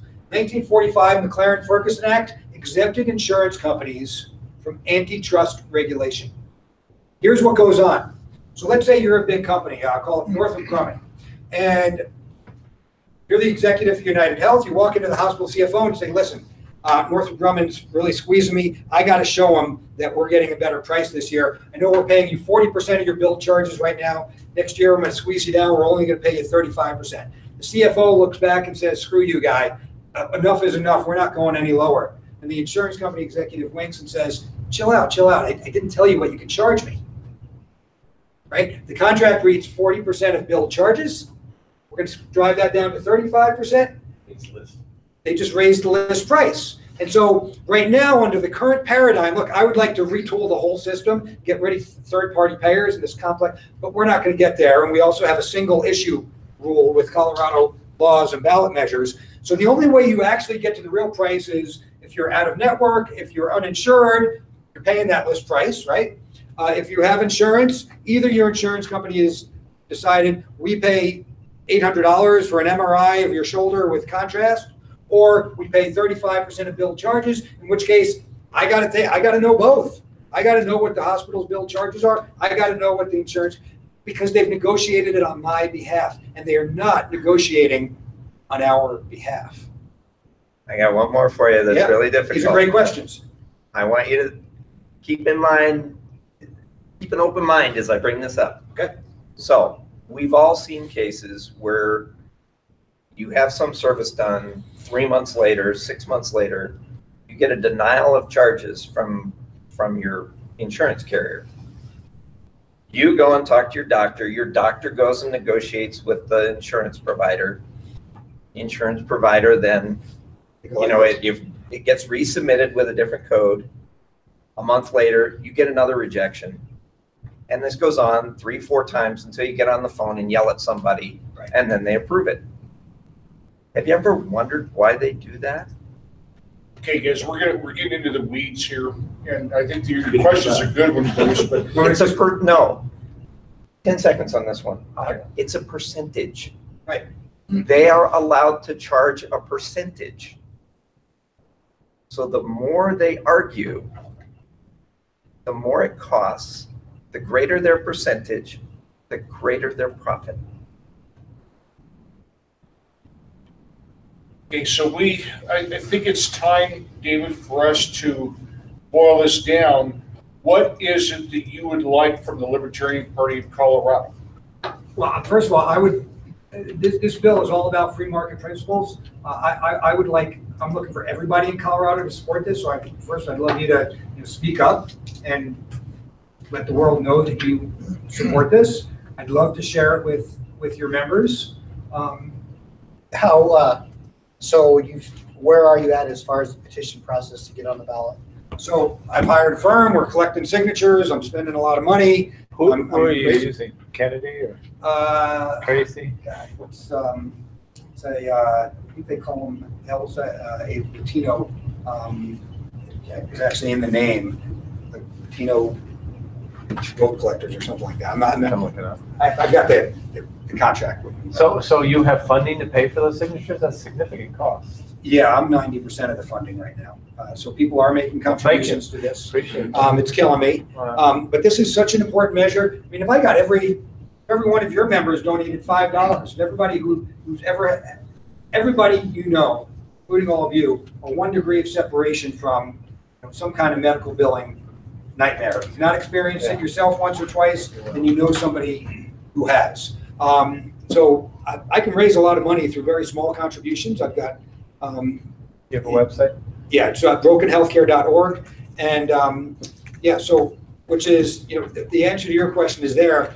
This law won't fix what you were talking about. I fix that through my nonprofit and help people fight those bills. Because, and deny payment to the providers when they. Can I ask one question I never have to ask? It's very simple. I'm not going to argue or anything. I just want to know, have you encountered any opponents that say, this is just going to lead to price increases? Yes. Because I'm an entrepreneur too, so if I knew another architect's fees, I could just raise it. So what do you say to that? Yeah, so great question. There's, we've got 200 plus years of history that tells us competition drives prices down. So when Walmart sees that Target's charging 5 cents more for milk, they don't raise their prices. Target lowers its prices to compete, right? McDonald's sees Burger King's prices. That is true, what you're describing, in what's called very narrow markets. So if you've only got 2 competitors in a market, this has been seen, for example, with landscapers in a small town. They just sort of wink at each other. Yes, it's theoretically illegal, but hey, let's not create a price war. I'm going to jack up, right? And so that happens a little bit, but healthcare is 18% of our GDP. There couldn't be more volume of providers in healthcare. So the preponderance of evidence is it will drive prices down. Now, there might be somebody, because you're right, you might raise your prices, but if all the other architects all over the country also saw what you're charging, guess what? If somebody thinks they can do their job cheaper, what that does is it invites in new competition. So it's only when you're taking a very, very narrow sample, you're comparing yourself to 1 or 2 other architects, that you can come to that conclusion. But if the world knew what you were charging, we'd be inviting competitors to come in and underbid you as well. And that's, so yes, that is an argument, but it just doesn't hold up in a high volume kind of marketplace. So are you working with volunteer or independent circulators? I've got both. I've got a lot of volunteers. So do you want us to send out an email looking for libertarians who'd like to volunteer? Absolutely. And if you really believe in this, and when you're at events like you were discussing before, if we can have somebody there or have a petition there, absolutely. Absolutely. Okay, I move that we send out an email in support and work with David both Davids, to work on the composition of that. You have a second on that? Second. Okay, guys, I think let's put this to a roll call. I think it's a worthwhile possession. I met with David. We had lunch on I think it was Friday. Eric Beacon. And I felt that this was certainly worthwhile. So let's go ahead and put this to a vote. Suggestion first. You got a question? Good. Yep. Okay. On that, don't we first need a motion to support David? No. So that the Libertarian Party supports it? That's another motion that we could make. Yeah. We could make that. It's a different issue. if you would like to, I'll wait Mike, until you this want to one's withdraw reserved. yours and let Bruce put his forth first? We Yep. can do that? Well, yeah, go ahead. That's fine. Okay. Are you withdrawing your motion? I'm holding Tabling it it. to be reserved. I don't want to say table because then we got to vote to get out. Yeah, okay. All right, go ahead, Bruce. I move that we agree that the Libertarian Party of Colorado support David's measure. Is there anything about how we're going to support it? $10,000? What? Support. What do you mean by means that support? Like a bra or what? Endorse. Right, and typically when we go down that road, and that's why I have on the agenda of getting our ballot initiatives committee together, because the ballot initiative committee typically reviews all the ballot initiatives or proposed ballot initiatives, develops the opinion, submits the opinion to the board, and the board goes along. Okay, so if I may help, Bruce, Please. correct me if I am mistaken here. But your motion is you would like your motion is to move that the Colorado Libertarian Party endorses David's movement, Ballot initiative ballot 147. initiative, and gives him support. I don't think we need any more than that. Why don't you leave the support off? Just that, Endorsement, all right. yeah. We endorse it. So that the Libertarian Party of Colorado endorses Endorse ballot David's. initiative 146. That's right. And then you can say, oh, I'm endorsed by the Libertarian. Okay. And I could use the support. Well, that's a press opportunity for you as well. All right, do we have a second on that? Second. All right, do we have any discussion on it? So Steve? the normal procedure would be to go through the ballot initiative review process. If we have one, Um, yes. Typically this early in the game where it's still, basically what the ballot initiative committee does is once they're approved, before they hit the blue book, then the ballot initiative committee reviews everything that has been approved by the Secretary of the State, goes back and forms our opinion based off the principles for the platform from the Libertarian Party of Colorado. Then we present our results to the board, and it's the board's role to either accept or reject those results from the committee. The board has the opportunity to accept or reject those. And the last election we did it, there was a couple that the committee did not come to full consensus on. So we issued a majority report and a minority report, and both of those were presented to the voters when we rolled out our positions. This is part of the discussion and kind of the question you asked, Mike. I tripped over these guys at Cinco de Mayo. There was a booth, standard 8-foot table sitting out there with probably no less than a dozen petitions. And at various times, I mean, I never saw where there wasn't somebody standing there signing a petition. And in some cases, they were lined up across the entire table signing, and with people standing in line behind them. And I took Wayne over there. I said, "You got to see this. I've read through all of this stuff. And regardless of what you guys decide to do, I'm 100% behind it. Give me a stack of petitions, and I'll start collecting." I went through with Stop the Shakedowns, where we sat outside courthouses for 2 to 3 hours and got a dozen signatures. These guys were getting a dozen signatures at the table. Point of information or support of my motion, however that's. I would like to make a statement in support of my motion. Go ahead.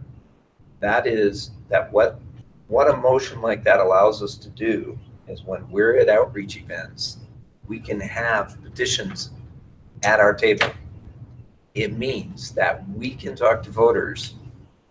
We specifically, board members and candidates, can talk to voters about this initiative.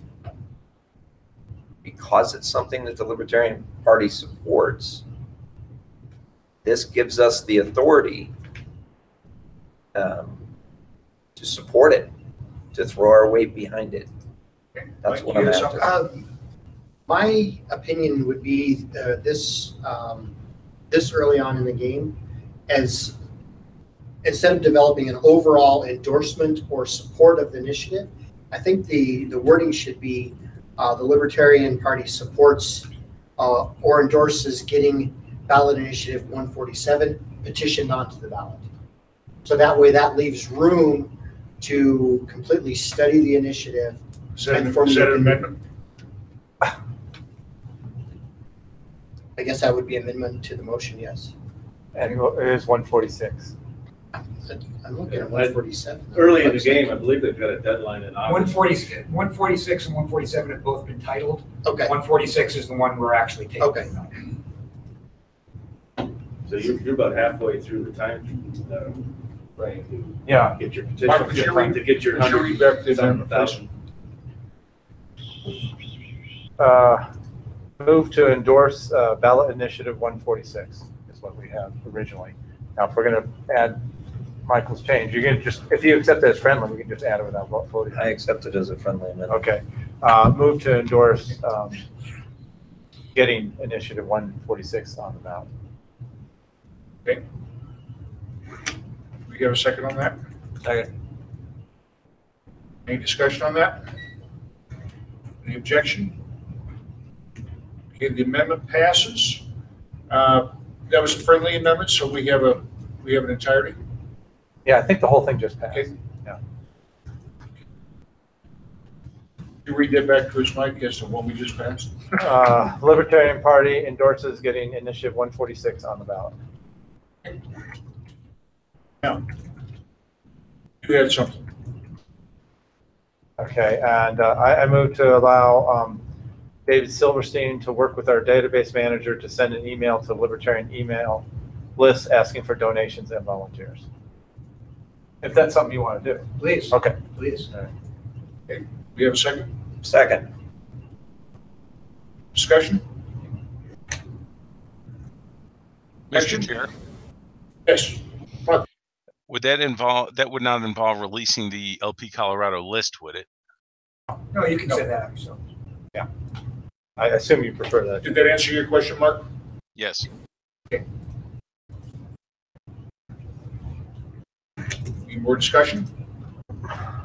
Steve? I kind of object on the grounds that I would just like to have it reviewed more, the process you're talking about.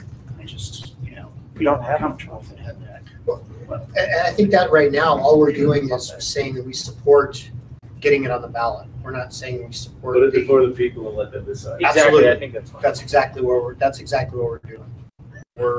We're throwing our support behind getting it on the ballot.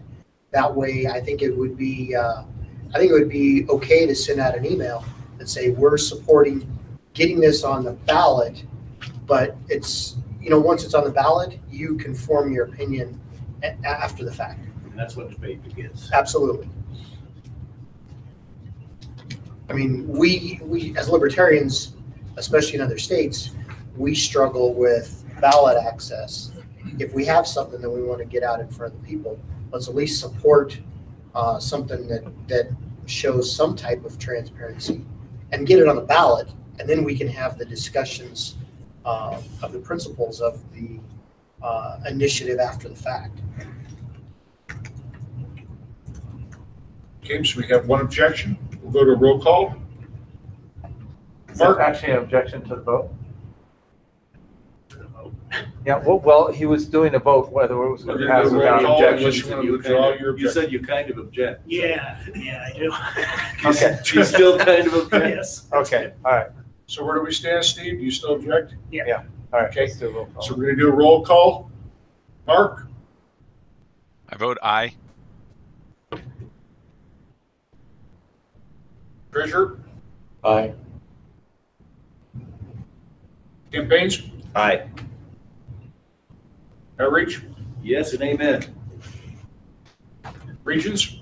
Nay. Legislative? Yes. Membership? Yes.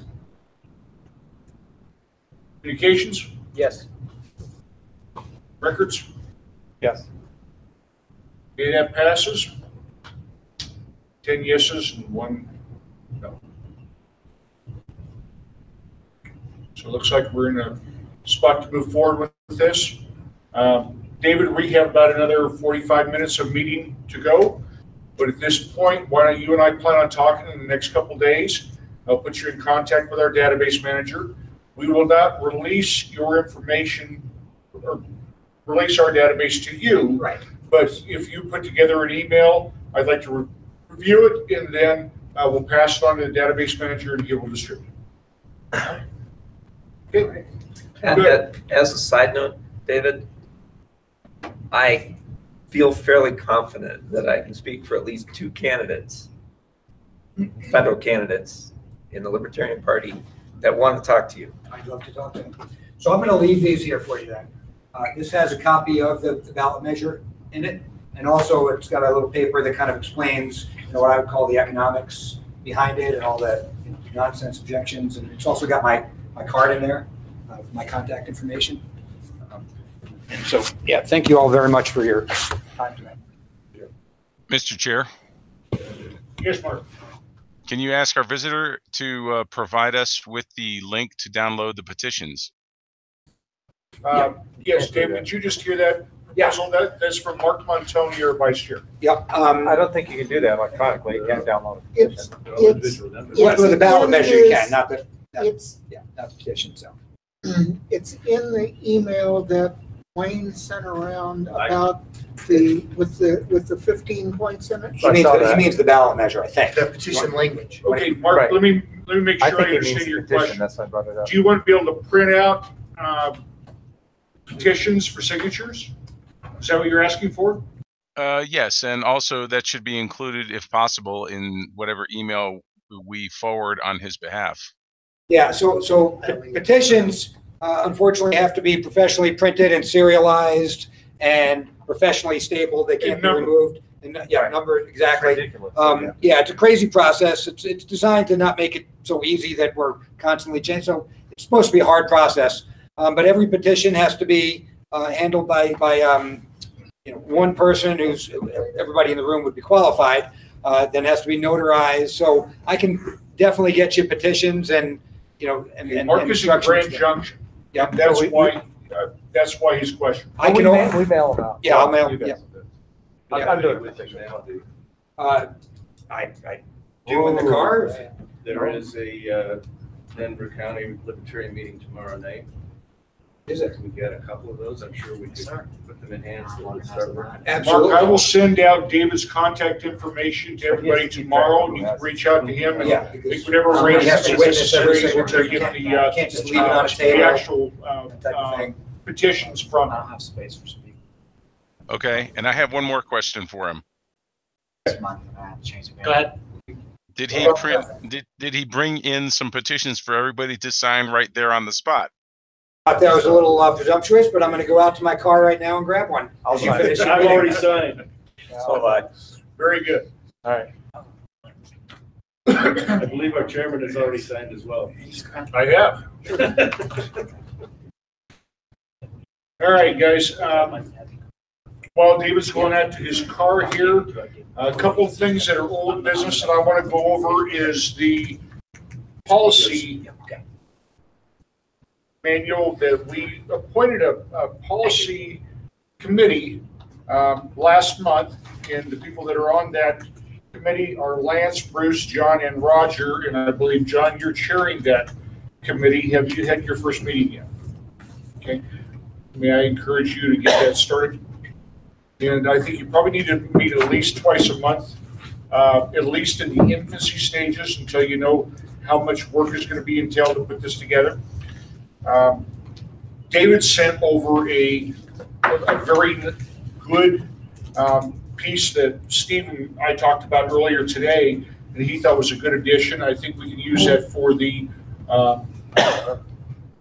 policy manual for the Regions. for the region's position that Steve is holding down right now. So if you would, John, please get that ball rolling if you would. Okay. Volunteer handling. This is something that David and I have been struggling with now for, well, it's been probably 6 months. we have a mechanism right now where we're getting a tremendous amount of people that are reaching out to us and saying that they want to volunteer. In the past, I've been the only one that's been making the phone calls. I think it's time for us to come up with a plan and a method of a mechanism for us to reach back to those people that are reaching to us and get them involved. And I think that David had some really good ideas. And David, if you would, just kind of give us an overall view of what you had in mind, and then let's get everybody's ideas together here, and then we'll figure out a way to get this put in place. Okay. I had basically a two-part plan. The first part of it is dealing with the county contacts, the people who are out in the various counties. And my suggestion is that they be contacted at least quarterly to make sure they're still around, and to offer them several services that the state party can provide. Those services include participating in our data sharing program,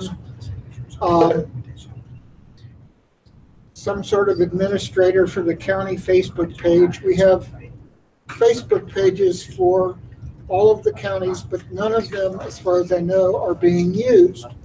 And this is, I think, a resource we could use to allow people in a particular county or region to get together and talk among themselves and kind of figure out who's there and who wants to do something, to meet their neighbors and that sort of thing.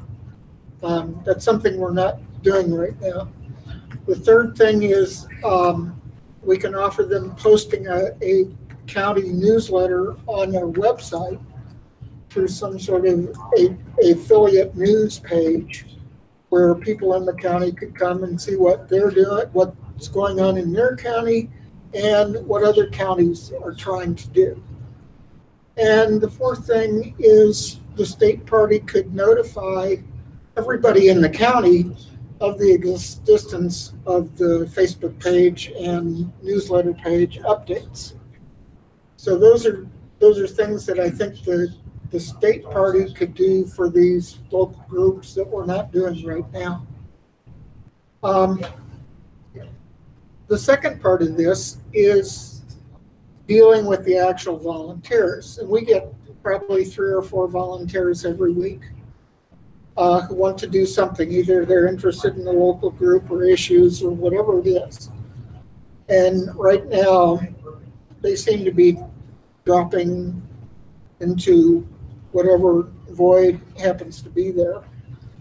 And so what I'm suggesting is that if there is a county group there, then the region's person, Steve, could send those contacts on to the region's or to the county contact, and also let the volunteer know that, hey, we sent your name to so-and-so, and if they don't get back to us, let us know.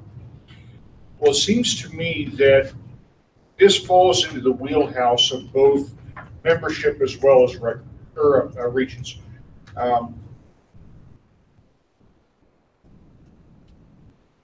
Guys, the only reason that we have some of the people that are on this board right now is because of the fact that they reached out to the board and said, I want to volunteer, and then somebody actually bothered to follow up. Lance is one. Karen followed up with him. Roger is one. I followed up with Roger a 1.5 years ago. I mean, we started this conversation 1.5 years ago. I just have this sneaking suspicion that we've got 100 people out there right now that want to volunteer in one capacity or another that we have not done a good job following up with. So I believe that this really falls into the wheelhouse of membership and regions. Regions to direct them, hey, if they just want to find a group that they can start talking libertarian shit about, down in Delta County or wherever, doesn't make any difference what it is. make the effort to put them in contact with somebody if we have anybody down there. And if we don't have anybody down there, ask them if they want to be the person that will put together a group. Maybe there's somebody that wants to be involved in helping somebody with a campaign. Drop them in Bruce's lap. Somebody that wants to do outreach, drop them in Kevin's lap. Well, If so they just go may to have- membership first and have them funnel it out to the various. Well, that's why I wanted to talk to everybody and get everybody's perspective here, because frankly, I'm a little unclear about how to make this work in the most efficient manner. Mike? We have stuff for 100 volunteers to do, and most of these regions, you know, like Denver is just barely starting up. Other ones, there's just 1 or 2 contacts. There's nothing really happening. They don't have. I know we have things that aren't getting done, like, you know, talking to new members and stuff. But yes, if you send a list of volunteers to regions, they don't have anything to do with it. There's a sheriff candidate in Arapahoe County who needs volunteers for canvassing. Oh, we should get some to him. Yeah. But that's exactly the type of thing that I'm thinking. We have a need for volunteers to do a phone bank for fundraising. Roger can't do all the phone calls himself. It's not possible. But can Roger oversee volunteers to do it? Okay. So if we were to put 5 or 6 or 10 people together, that we could reach out to and then have him coordinate it, and then put together a phone bank for Saturday afternoon or whatever. Those are the type of volunteer opportunities that we have right now. We have the volunteers that want to help us, and we're sitting on our thumbs. Yeah, I see that. We're wasting. We can't do that. Go ahead, Mike. Yeah, you know, in the last 3, 4, or 5 days of the legislative session, I was scrambling around looking for volunteers that could get to the Capitol to testify on bills. If I would have had a list of volunteers that were open to testify or to write opinion pieces to send them to the legislator, if I would have had that list to go down and that list and email them and say, hey, this just got thrown at us, send one email out to those people, can you help? That would have been amazing. Does your list of volunteers have what they're able to do or what they want to do? It's very broad categories. I have 5 Well, the categories. stuff that we I have- get from the Colorado page has some information. The stuff that I get from National has nothing. But other than so like not the enough volunteer. for Michael to go look at the list and say these 5 people and call them. There's not enough information to know. Somebody's got to go through these volunteers and write them up. The Colorado one does, doesn't it? Like I say, we have 5 categories. We have clerical, campaigns, issues, local groups, and outreach. So somebody who's willing to do issues, I would think would be great for Michael. Right. Somebody who wants to work on outreach, you know, that's Kevin. So I mean, we've endorsed this ballot measure and other ballot measures, but we don't think it's legit to give those volunteers to people doing the ballot measures, even though we've endorsed them, to work on stapling or whatever. We could put it out to the issues people on the ballot measures, the people who sign up to work on issues. We could say, hey, we have this issue. We're supporting getting Initiative 146 on the ballot. Are you willing to help circulate petitions? Okay, because I need volunteers for fair tax. So can I right now go to Dave and ask for people who are willing to work on issues? Yes. And contact them? Yeah. Bruce? So for me, I have some specific needs, but the way that we parse it out, somebody for campaigns isn't enough to help me. What I need people who will keep calendars, who have the skills to do that.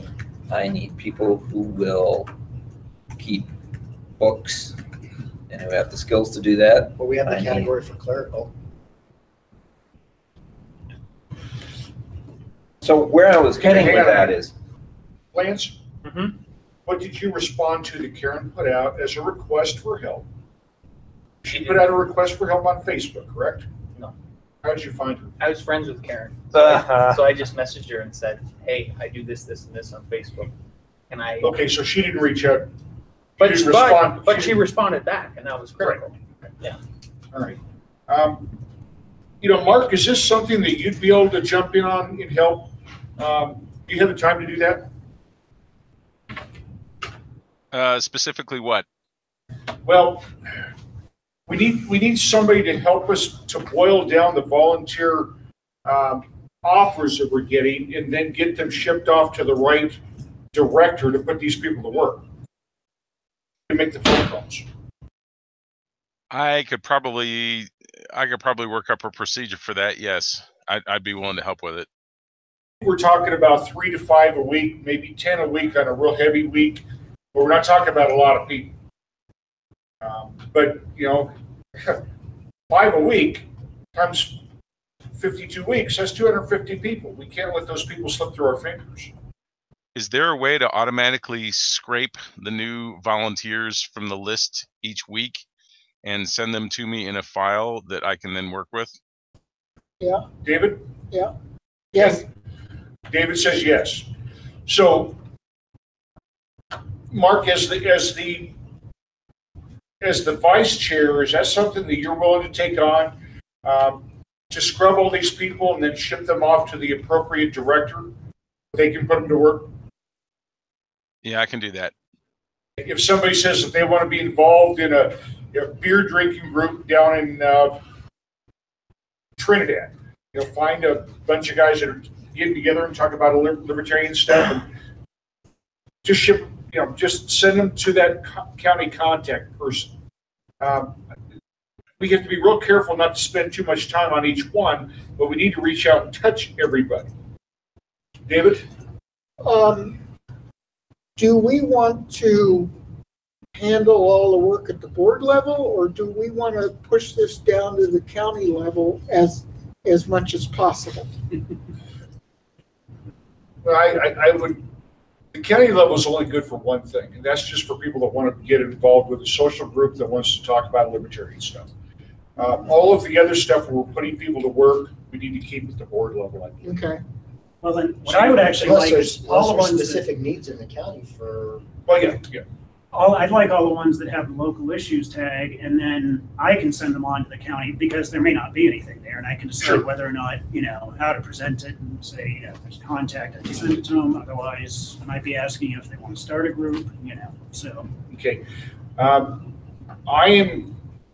going to make a motion here that we form a committee of 3 that will include Mark Montoni, Steve Gallant, and Matt DG, and you guys hash out the details and put this in place.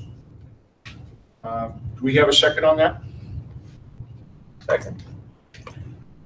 Okay, any discussion? Discussion. Okay, go ahead. For me specifically, in outreach, type of volunteers I need are very time and place specific. So if I got somebody, you know, all over the place and, okay, we've got an event on a specific day, I don't need you there for 2 days. I need time, you know, tell me 2 hours that you could be there.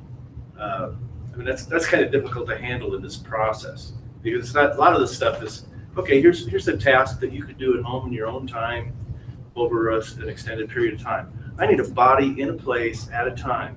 So, well, if we find a volunteer that wants to help with outreach and we just drop them in your lap, and let you handle the logistics. The only thing I can do is I can contact them and say, okay, our next scheduled events are here, here, and here. Okay. You know, I would tell you guys that I had the best attended booth, staff booth at Cinco de Mayo this year that I've ever been involved in. Nice. And most of them were candidates.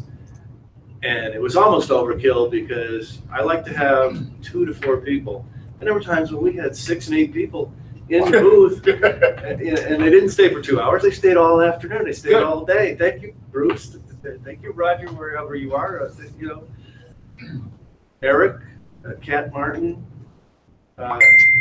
So I don't know how you handle that in this process, but I would suggest as part of we this don't handle committee, that. You handle that. Well, but as part of this committee, that each director communicate to the committee what kind of volunteers they're looking for. So it's not just the committee looking at this list and saying, well, let's give that to legislative. Let's give that to, no. I mean, I would just say, committee, I need bodies at these events to commit to at least 2 hours and to be somewhat flexible so that I can schedule a rotation in the booth. And I don't know how to talk one-on-one with those kind of people. Well, guys, I don't think any one of these volunteers shouldn't be passed off to a director unless we know exactly what it is that they want to do. And, if they obviously say, I'd like to be involved in outreach, then there's no reason to even contact them. Yeah. At the initial stage, just send it to you and let you. Part of outreach is kind of a, unless you're in the process, you don't really understand what it is. Right. For instance, if you're a religion in your church, you do outreach, you've got a group of people who go door to door and invite people to church. That's outreach. We don't do that. Why not? Should we? Yes. Door hangers for a reason. So do we need to send an introductory email to these volunteers that asks for, would you like to, and it has more detail for what each person wants? So I want something, he wants something, whatever, if that's in the email, and then they can check which one they want. Is there not an autoresponder, honestly? I'm using an autoresponder right now for all the new guys in Meetup. Every person who joins Meetup, I send them an automatic email, a letter that welcomes them and tells them where to go for volunteer stuff and other things like Because that. I would have liked that right away when I joined the LP from being an independent. Yeah. It was right away. I was just fired up, ready to go, like Wayne said. So you make a big change in your life, and you're like, okay, what can I do? And then it was nothing for like 6 months. Right, and we're really bad at contacting new registrants, but at least with the volunteers, that's more specific. And if we had an email that had what each director wants, and they could respond which one they want to do. Would you get together with David and put that together? David. Okay. I would disagree partially with something you said, Wayne. The best way for anybody that wants to volunteer in anything is, okay, you can do this from home, but we'd like you to get involved in the party. Here's a local group. That would be very beneficial. The first thing you do as somebody that's interested enough to volunteer is get together with people in your area. Yeah, especially if it's in groups we're actively developing. Different idea. Today, we ask people to sign up for what they want to volunteer for. Maybe it's better handling. This is just an idea. I don't know if it's a good idea. Maybe it's better handling to just let them sign up to be a volunteer and then immediately send them an auto response that says, what would you like to volunteer for? That's what we're. Here's some of the opportunities that are available. Okay. And we'll get the opportunities from each of your directories, what you need right now. And the guys already asked to be contacted back. Right. And then it makes us look better because we're getting back to them right away instead of waiting until it goes to a region and somebody Right. Jeff I wouldn't have picked any 5 of those categories. My first thing I said to Ralph was, I just want to educate people. Well, what does that mean? Like, how do you do that, right? It's a whole different thing. So you become Okay, so I think Bruce's idea has some strength to it. So right now we have a motion on the table. The motion is to appoint a committee of 3, headed by Mark Montoni, with Steve and Matt to run with this. And then we can talk about the email, and frankly, I think that's a great idea. Do we have any objections to No, motions on the I table? do have a possible amendment, though, that maybe if you're going to be writing that email, you should be on the committee too. I just want to get things done. I don't want to sit in the committee and Well, have I a mean, meeting to establish who's going to be the head and do we go on need a for committee, or 6 do you wanna- months. can you I don't send think out we a need. text that says, here's. I think Dave and I will work on that part, but what's the purpose of the committee? If we've got an autoresponder. Put together a system of follow-up. That's it. Follow up to the autoresponder. Whatever. Phone. I think that Because we're already doing our that. phone. The phone is going to be our magic tool, as you know, as opposed to an email follow-up. Oh yeah. But if we don't have a phone number, then email is our only tool we have left. But I think that the committee. Mark has so much experience with this. I think we need to take advantage of him and have him guide us on this a little bit, because he's been chasing volunteers for 20 plus years. Wow. And we need to take advantage of his experience here. And I think that if we don't take advantage of his experience, we're leaving money on the table, and that's crazy.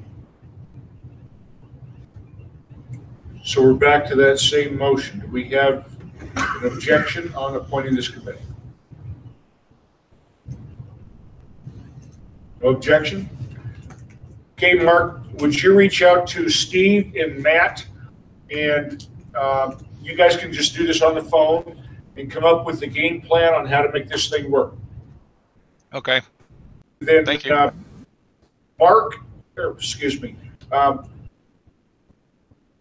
going to have David get together with Michael, and they're going to put together an autoresponder email for people that send in information if they want to volunteer, and then we're going to send out an autoresponded email that we don't have to man, and they give the people an opportunity to pick a subcategory that may have more than just 5 choices. And then if we keep from having the necessity of 4 phone calls before we can find the right spot for a person, then I think that's a value. If we can make it so that we send out 1 email and then 1 transfer, I think that's going to save us a lot of time.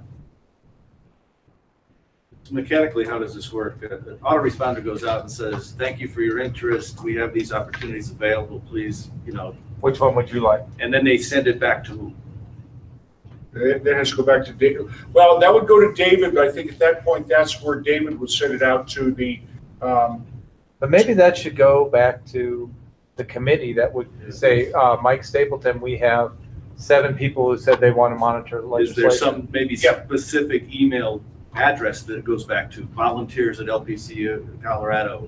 But somebody's got to check that. So you're not wading through a database constantly to look for your responses. It's going to one place, one box. Yeah, look, maybe we do. Can we have volunteers at LPCO? Whatever, LPCO.org. I suppose we could. I don't see why not. Clayton would know.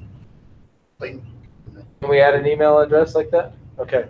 And then, So- the committee could have access to that response. And they need to look at it. The committee needs to look at it, Mark. I can forward it from that address. Is how it's typically done. Okay.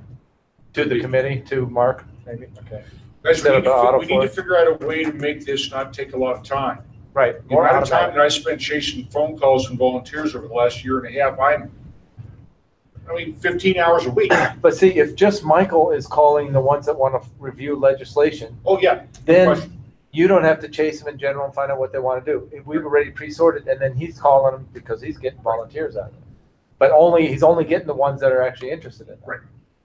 Well, that's the point. Once we have them fill out the email as to what is it that you want to do, then we can get them to the right person's. Right. So I'm going to contact each director and say, what specific task do you want to put in this email? And so, think about it. House cleaning or something like that. Yeah. No way. It's volunteering for your committee without being a committee member. That's decent. Just a side You thing. should take Yeah. it. Phone call. Take it. Let me know when you have the committee fully chartered and have a policy and stuff like that. Then we can talk. Suck him in deeper later. Just take what he's talking. Because I know nothing's going to happen. All right, guys, we've beaten this one up enough here. At this point, Mark, if you would just get us on the right track so we're going in the right direction here, that would be fantastic. I think we have the overall idea going. Anybody want to add anything to what we started here? David? One of the other things that I think maybe got lost in the shuffle is if we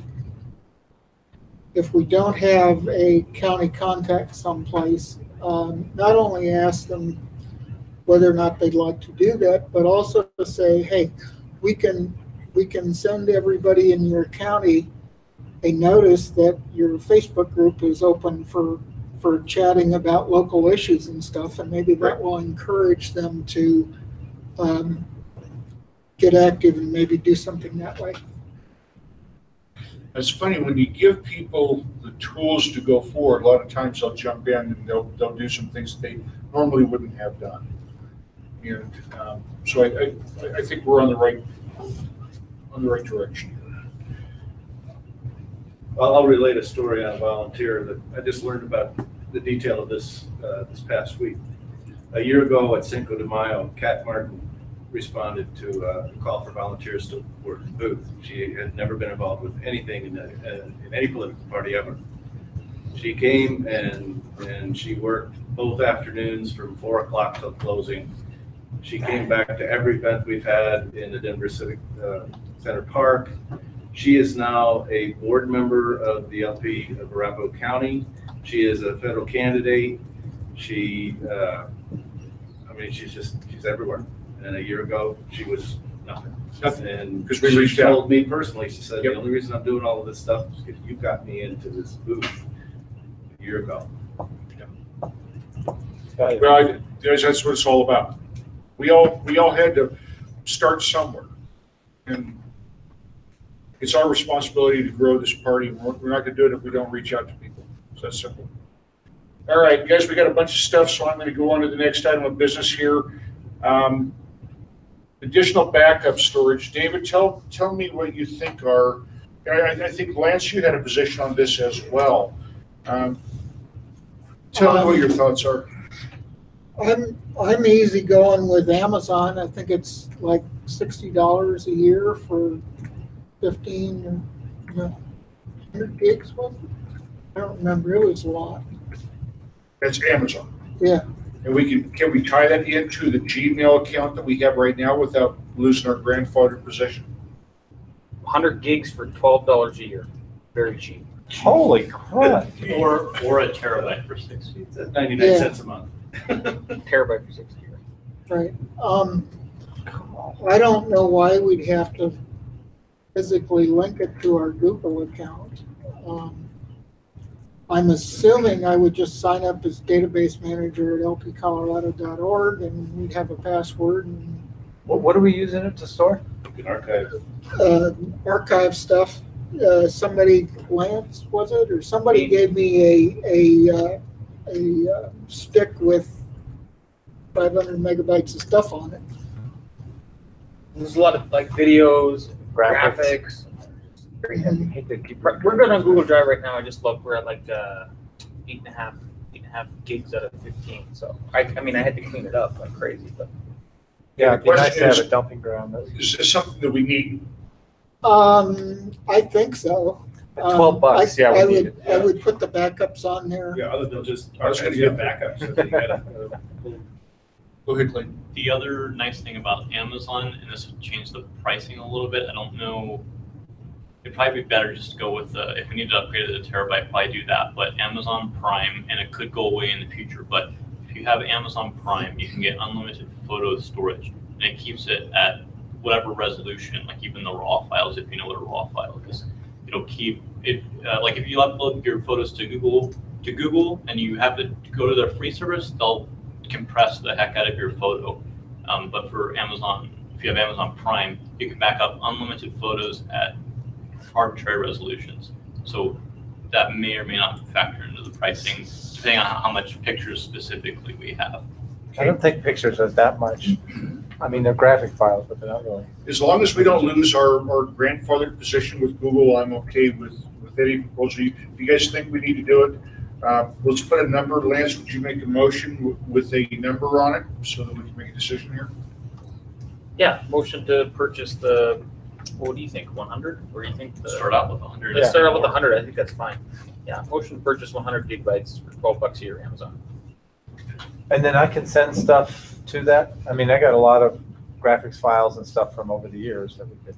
Yeah, Convention we'll information. work something out. Okay. Okay, we have a second. Second. Any discussion? Objection? All right, it has passed that we will purchase however much storage we get for $12 a year. the lot. Yeah. All right, good. Media list. David, was this one yours? Yeah, I think our media list is not very good. I have no idea where it came from. There's a lot of people on there that we have no idea who, what, where, when, or why, I guess. And it would take a lot of effort to actually clean it up. So I'm thinking maybe somebody recommended, I think it might have been you, Lance, to get with the CPA. Yeah, the Colorado Press Group. $60 a year. I'm sorry, how much, Lance? $60. Okay. And it's up to date. It's up to date now. I have no idea whether it's got email or not. I'm assuming it does. Well, it would have to. That media list we compiled over many, many years, and we used to send physical paper newsletters to it. So it's very old. David, well, it doesn't sound like we have enough information to bring to vote on this tonight. Why not? Well, $60. What? $60, but we don't know how it's going to work. Or do we know how it's going to work? Is there a description of what they? Yeah, let me read it to you. This is all I got. The 2016 online directory is available to members. Non-members can purchase access to media directory for $60. And you can call for details or email them for details. So maybe we don't have. Oh yeah. Because what does access mean? You get to send one email or something? Well, no, you get the directory. I'm sure it's a PDF that you can download, but I wouldn't know more than that. Would Mr. Chairman? would Mark talk? Yes, hang on. Mark, Go ahead.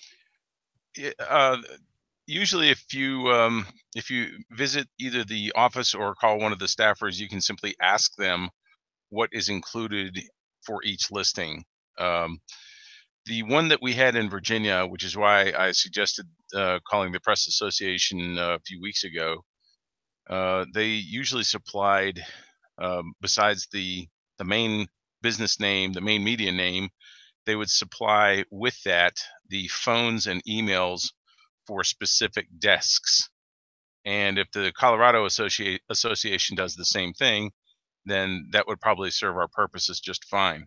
I would suggest, if there's a worry about whether it would be worth it or not, to simply add a provision to your motion saying pending examination by the media committee or by the media chair. Yeah, well, we don't have a motion on the table yet. Would you like to make one? Sure, let me craft it. Okay.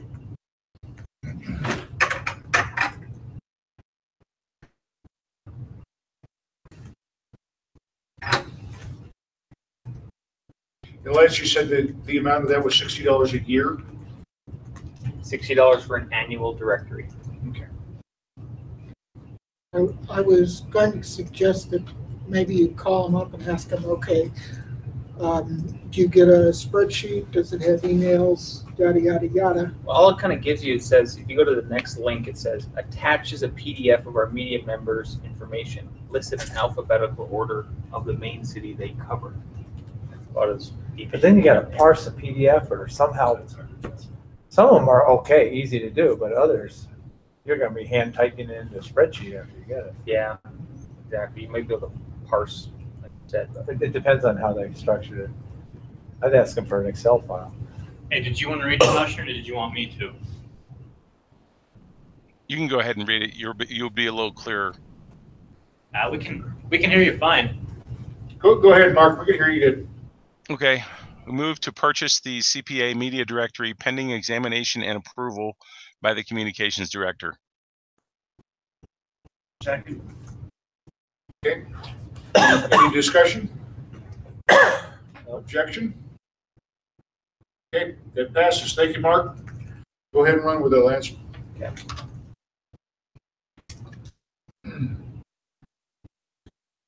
All right, the next item here we have is this kind of fizzled. There was a fellow by the name of Josh Lappin that reached out to Roger and wanted to, I believe, use our database for his own purposes to make solar sales, with a kickback to the party of $500 per sale. Per sale? Yeah. First of all, he can't do that. I mean, he can only do, what, 5 times, John? You can only do $2,500 as a company. 3,000. 3,000? Okay, 6 times. But is this a business relationship and not donations? Are we selling a product? It would have to be, if we were to do more than that, it would have to be made on behalf of the people that purchased the product from him. Oh, that'd be a way to do But it. frankly, it didn't pass the smell test.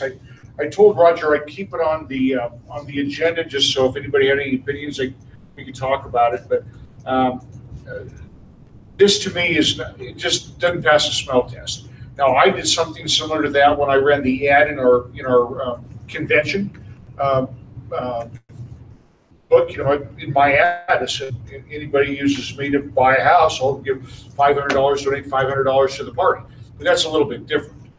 I wasn't asking for access to our database, which is what he's asking for. So, in my opinion, this is something that I think we should probably ignore. But is our name going to be on it? Yes. Ignore it. Oh, okay. Yeah. That's where the problem is. Okay. There was a second part of that whole discussion, which was the invite him to the next convention and get him to do fundamentally the same thing you did. And that's fine. And that's perfectly fine. Somebody wants to take out an ad and say, listen, if anybody wants to buy a solar system from me and they mention this ad, I'll donate $500 or $100 to the Libertarian Party. That's fine. That's a principal business position. I think doing it the other way is just slippery. That's right. You specify how many planets too. All right, guys, we have a handful of other items here we need to go through, but we are out of time. We can take these and put them on next month. Is there anything on here that has to be addressed tonight? Candidate training. John? Well, because Andrew is here. He came here, I think, to see if he could get some of the Denver DG money out of us so that he can spend it on outreach. Okay, so that needs to be addressed tonight. You have a motion to extend? Yes, to extend 10 minutes. 10 minutes? Second? Second. Objections? Okay, let's go ahead and address that. And then if we have more time left of the 10 minutes we just extended, then we'll go ahead and address a couple of additional items. So go ahead. I don't. All right, so I've been in contact with my treasurer that Andrew from the development group saying that we have about 411 allotted to our development group. Recently, I put about $18 of my own personal money into Facebook advertising, and I've seen a lot more action on the Facebook page, going from like 3 or 4 respondents of interested in going to 8 going, 33 interested. All it took was a couple dollars a day, and plus I think I can do a lot more with a separated meetup group, just so you can extend the range, the sector of fire. Because I know that the Colorado meetup group has a lot of people on it. It reaches a lot of people, but there's certain people like me that couldn't find it to save their life. That's just because the algorithm's all tweaked. So if I can start up a meetup organizer, which is about $10 a month, I can extend that range of fire and try and reach more eyes. Judging what I've done so far with the Facebook, I can see the fruits of my labor tomorrow, but I think if I can grab about a third of what it is allotted to the development group, I can, do something, Are we handling any of your money right now? Yes, as far as I know, the treasurer. $411. Okay. I'm asking for about a third. Which county? Which as county? an experiment. Denver County. Okay. That's a pretty significant amount of money. But it belongs to that group. I mean, it belongs to them. Yeah, we have to figure out a way to get it back into their hands. I have a logistical question on how this process works. We're essentially responsible for reporting where that money came from or goes to as part of our reporting, right? So we can't just issue money to Andrew. We have to see invoices from where it's spent. So doesn't that have to track all the way down? John, help us out here. Yeah, I have to track that. That's going to be our expense. So I have to report that to treasurer. So I just need to know. You can give them access to the funds, but eventually we have to have receipts from where those funds went. We have to report those to the Secretary of State. So I'm not on paper as an officer. I'm a Park County resident that's just volunteering for this. I would say give it to my treasurer. He's voted in as treasurer of the development group. He's also the guy that does with money. So he can delegate. Do we have invoices or anything from any of the expenses that have been incurred? So far we haven't incurred any expenses on the LP dollar. The only thing I put in Technically, is if about, you've spent $18 or whatever it was with Facebook specifically for the LP of Denver County, you should submit that to your treasurer. You should use the money that we have to pay you. But if and you just consider want it to a do it, donation. yeah. You know, it's great. Guys, I don't think we have to make any decisions here. That is. I think it's done, yeah. Well, I've tried to The help. procedure's already done. I've tried to So help just work with contact him John. And Daryl Dingus, who's on their board, and I haven't seen Andrew since before the first of the year. But He's coming tomorrow. we lost a big thing when we lost Victoria because she was the chairman. I don't think we have a chairman yet. The remaining board needs to get together and select and actually agree to a chairman. And it'd be difficult for them to select somebody who doesn't even live in the county to be their chairman. So I think that's an issue. I just don't want to get in trouble with the state where we're passing money back and forth and we don't have a But it's just an expenditure on our part. We bought Facebook stuff. Admittedly, they went ahead and typed in the stuff, but it's an expenditure from us. We won't get in trouble with this. Right. John might. Is there anything that we have to be aware of? As long as we have the Just needs documentation, to we be won't get in any documented, like trouble. you said. It's the money that they spend, they're spending it for. Yeah. It's LPCO's Tell you money. what, why don't So you it just has to be. help him, direct him how to make this all work, and let's rock and roll. Well, So this I doesn't thought take a vote? what we needed to do was to approve letting them spend a certain amount of money. It's their money, so So- we're holding it for. Yeah, but it's their again, money. No, It's it's not treasury. their money, it's our money. No, I got it. It came from them, and it's earmarked for them. Doesn't the board need to? But we don't haven't in think the past. No. Okay. Because we did that with you guys when you Yeah. were in development group. Yeah, and we never had to pass anything Okay, in the past, so sorry. that- maybe we should, John, I don't know, but we never have in the past. Well, now we know. So. And I'm okay with just letting you work it out with Dan. I don't see that there's any reason for us to take our time to get into this, I really don't. I agree.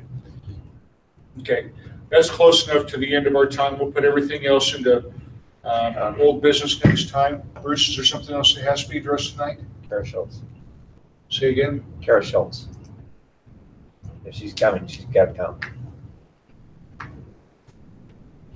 Okay, Motion to extend by 5 minutes. We still got 4 left, 3 left. For the previous. Okay? go ahead and start. Can you get it done that quick? Yes, really briefly. Kara Schultz is the candidate recruitment specialist. I asked her if she would be willing to come to Colorado to talk to any prospective Colorado candidate.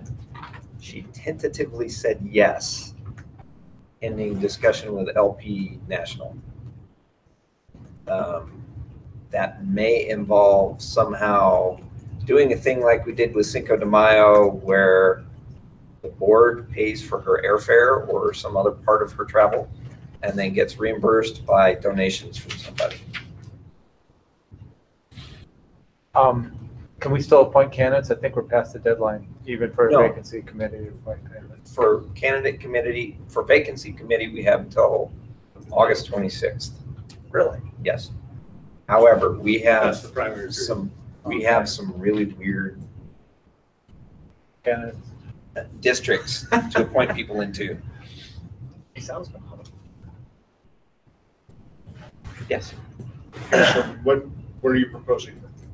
So I would propose that we agree to extend the invite, that we need some money allocated in order to pay for her airfare, and it's got to wash through the board. Where's she coming from? Minneapolis. It's $300. Has anybody ever had any training done by Kara before? I haven't. She's new to the position. She's only been there since December. Okay. But she is an elected official. Mr. Chair, Yes, Mark? what was the cost estimate for the total package, bringing her here and her travel expenses locally and so on? The travel expenses here, I have volunteered to host her in my house, so that's free. I would be going to the same training, so her travel would be free. But the airfare, there's You gonna nothing I cook can for do her? about that. You gonna cook for her? Lunch at the meeting. Where's she coming from, Bruce? Minneapolis. Minneapolis? May I make a suggestion? Sure. It sounds like this is a really good opportunity to ask for the buy-in of our members and contributors and run a fundraiser seeking about $1,500 to fund the project. That's a fantastic idea. It's another reason to ask for contributions. That's right, but except she's gonna come into town and she's gonna stand in front of an empty room and talk about it unless we get a bunch of candidates there. And I don't know if we have the ability to get a bunch of candidates to show up. We had 8 show up after cancel, so that was pretty good. But Okay, We had each up for a non-meeting, that was good. I think we should probably move this to an email vote after you reach out to all the candidates to see if they'd be willing to come to a meeting with her. But she's candidate recruitment. So we need to bring in people who might want to be candidates. It's easy to contact candidates. It's not easy to contact. The objective. Yeah, so, I mean, we don't even, to get people to show up who might want to be candidates to be talked to by a lady that will recruit them to candidates. I don't Can't think this we be get done people- over a webinar? Yeah, maybe she should do a webinar for us, no travel costs, and we'll put it on our website. Are you interested in being a candidate? Click here. Oh, I've got mixed emotions on it. Guys, what are your thoughts? Do you think it's worthwhile? Webinar idea. Me too. Same here.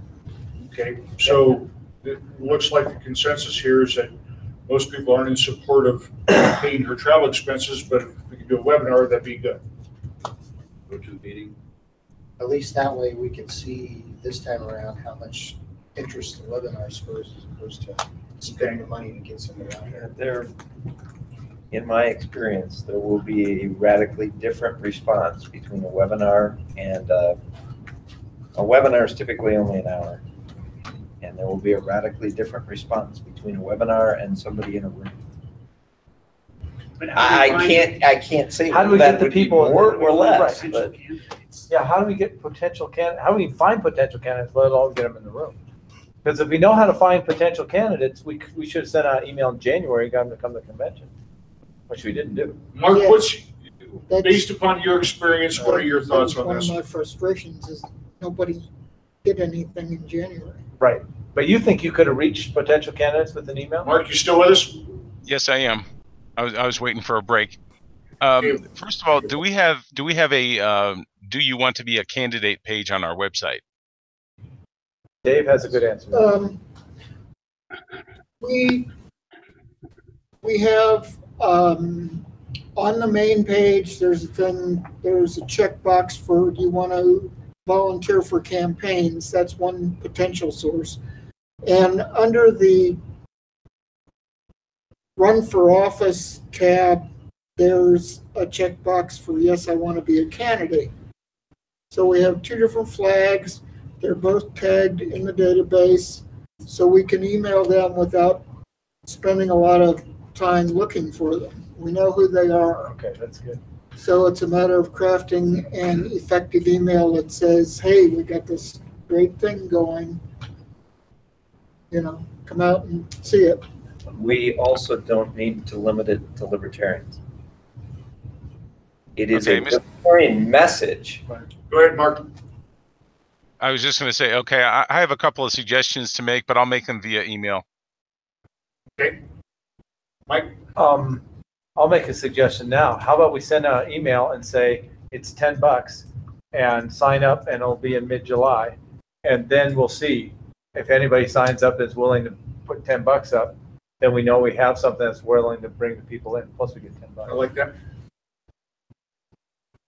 Are we making a motion or? Send out an email, ask for $10 to sign up for it, and see, based on response, we'll pay to bring her in. Okay, that's your motion? That's my motion. Second. All right, any discussion? Objections? No. That's good, Mike, thank you.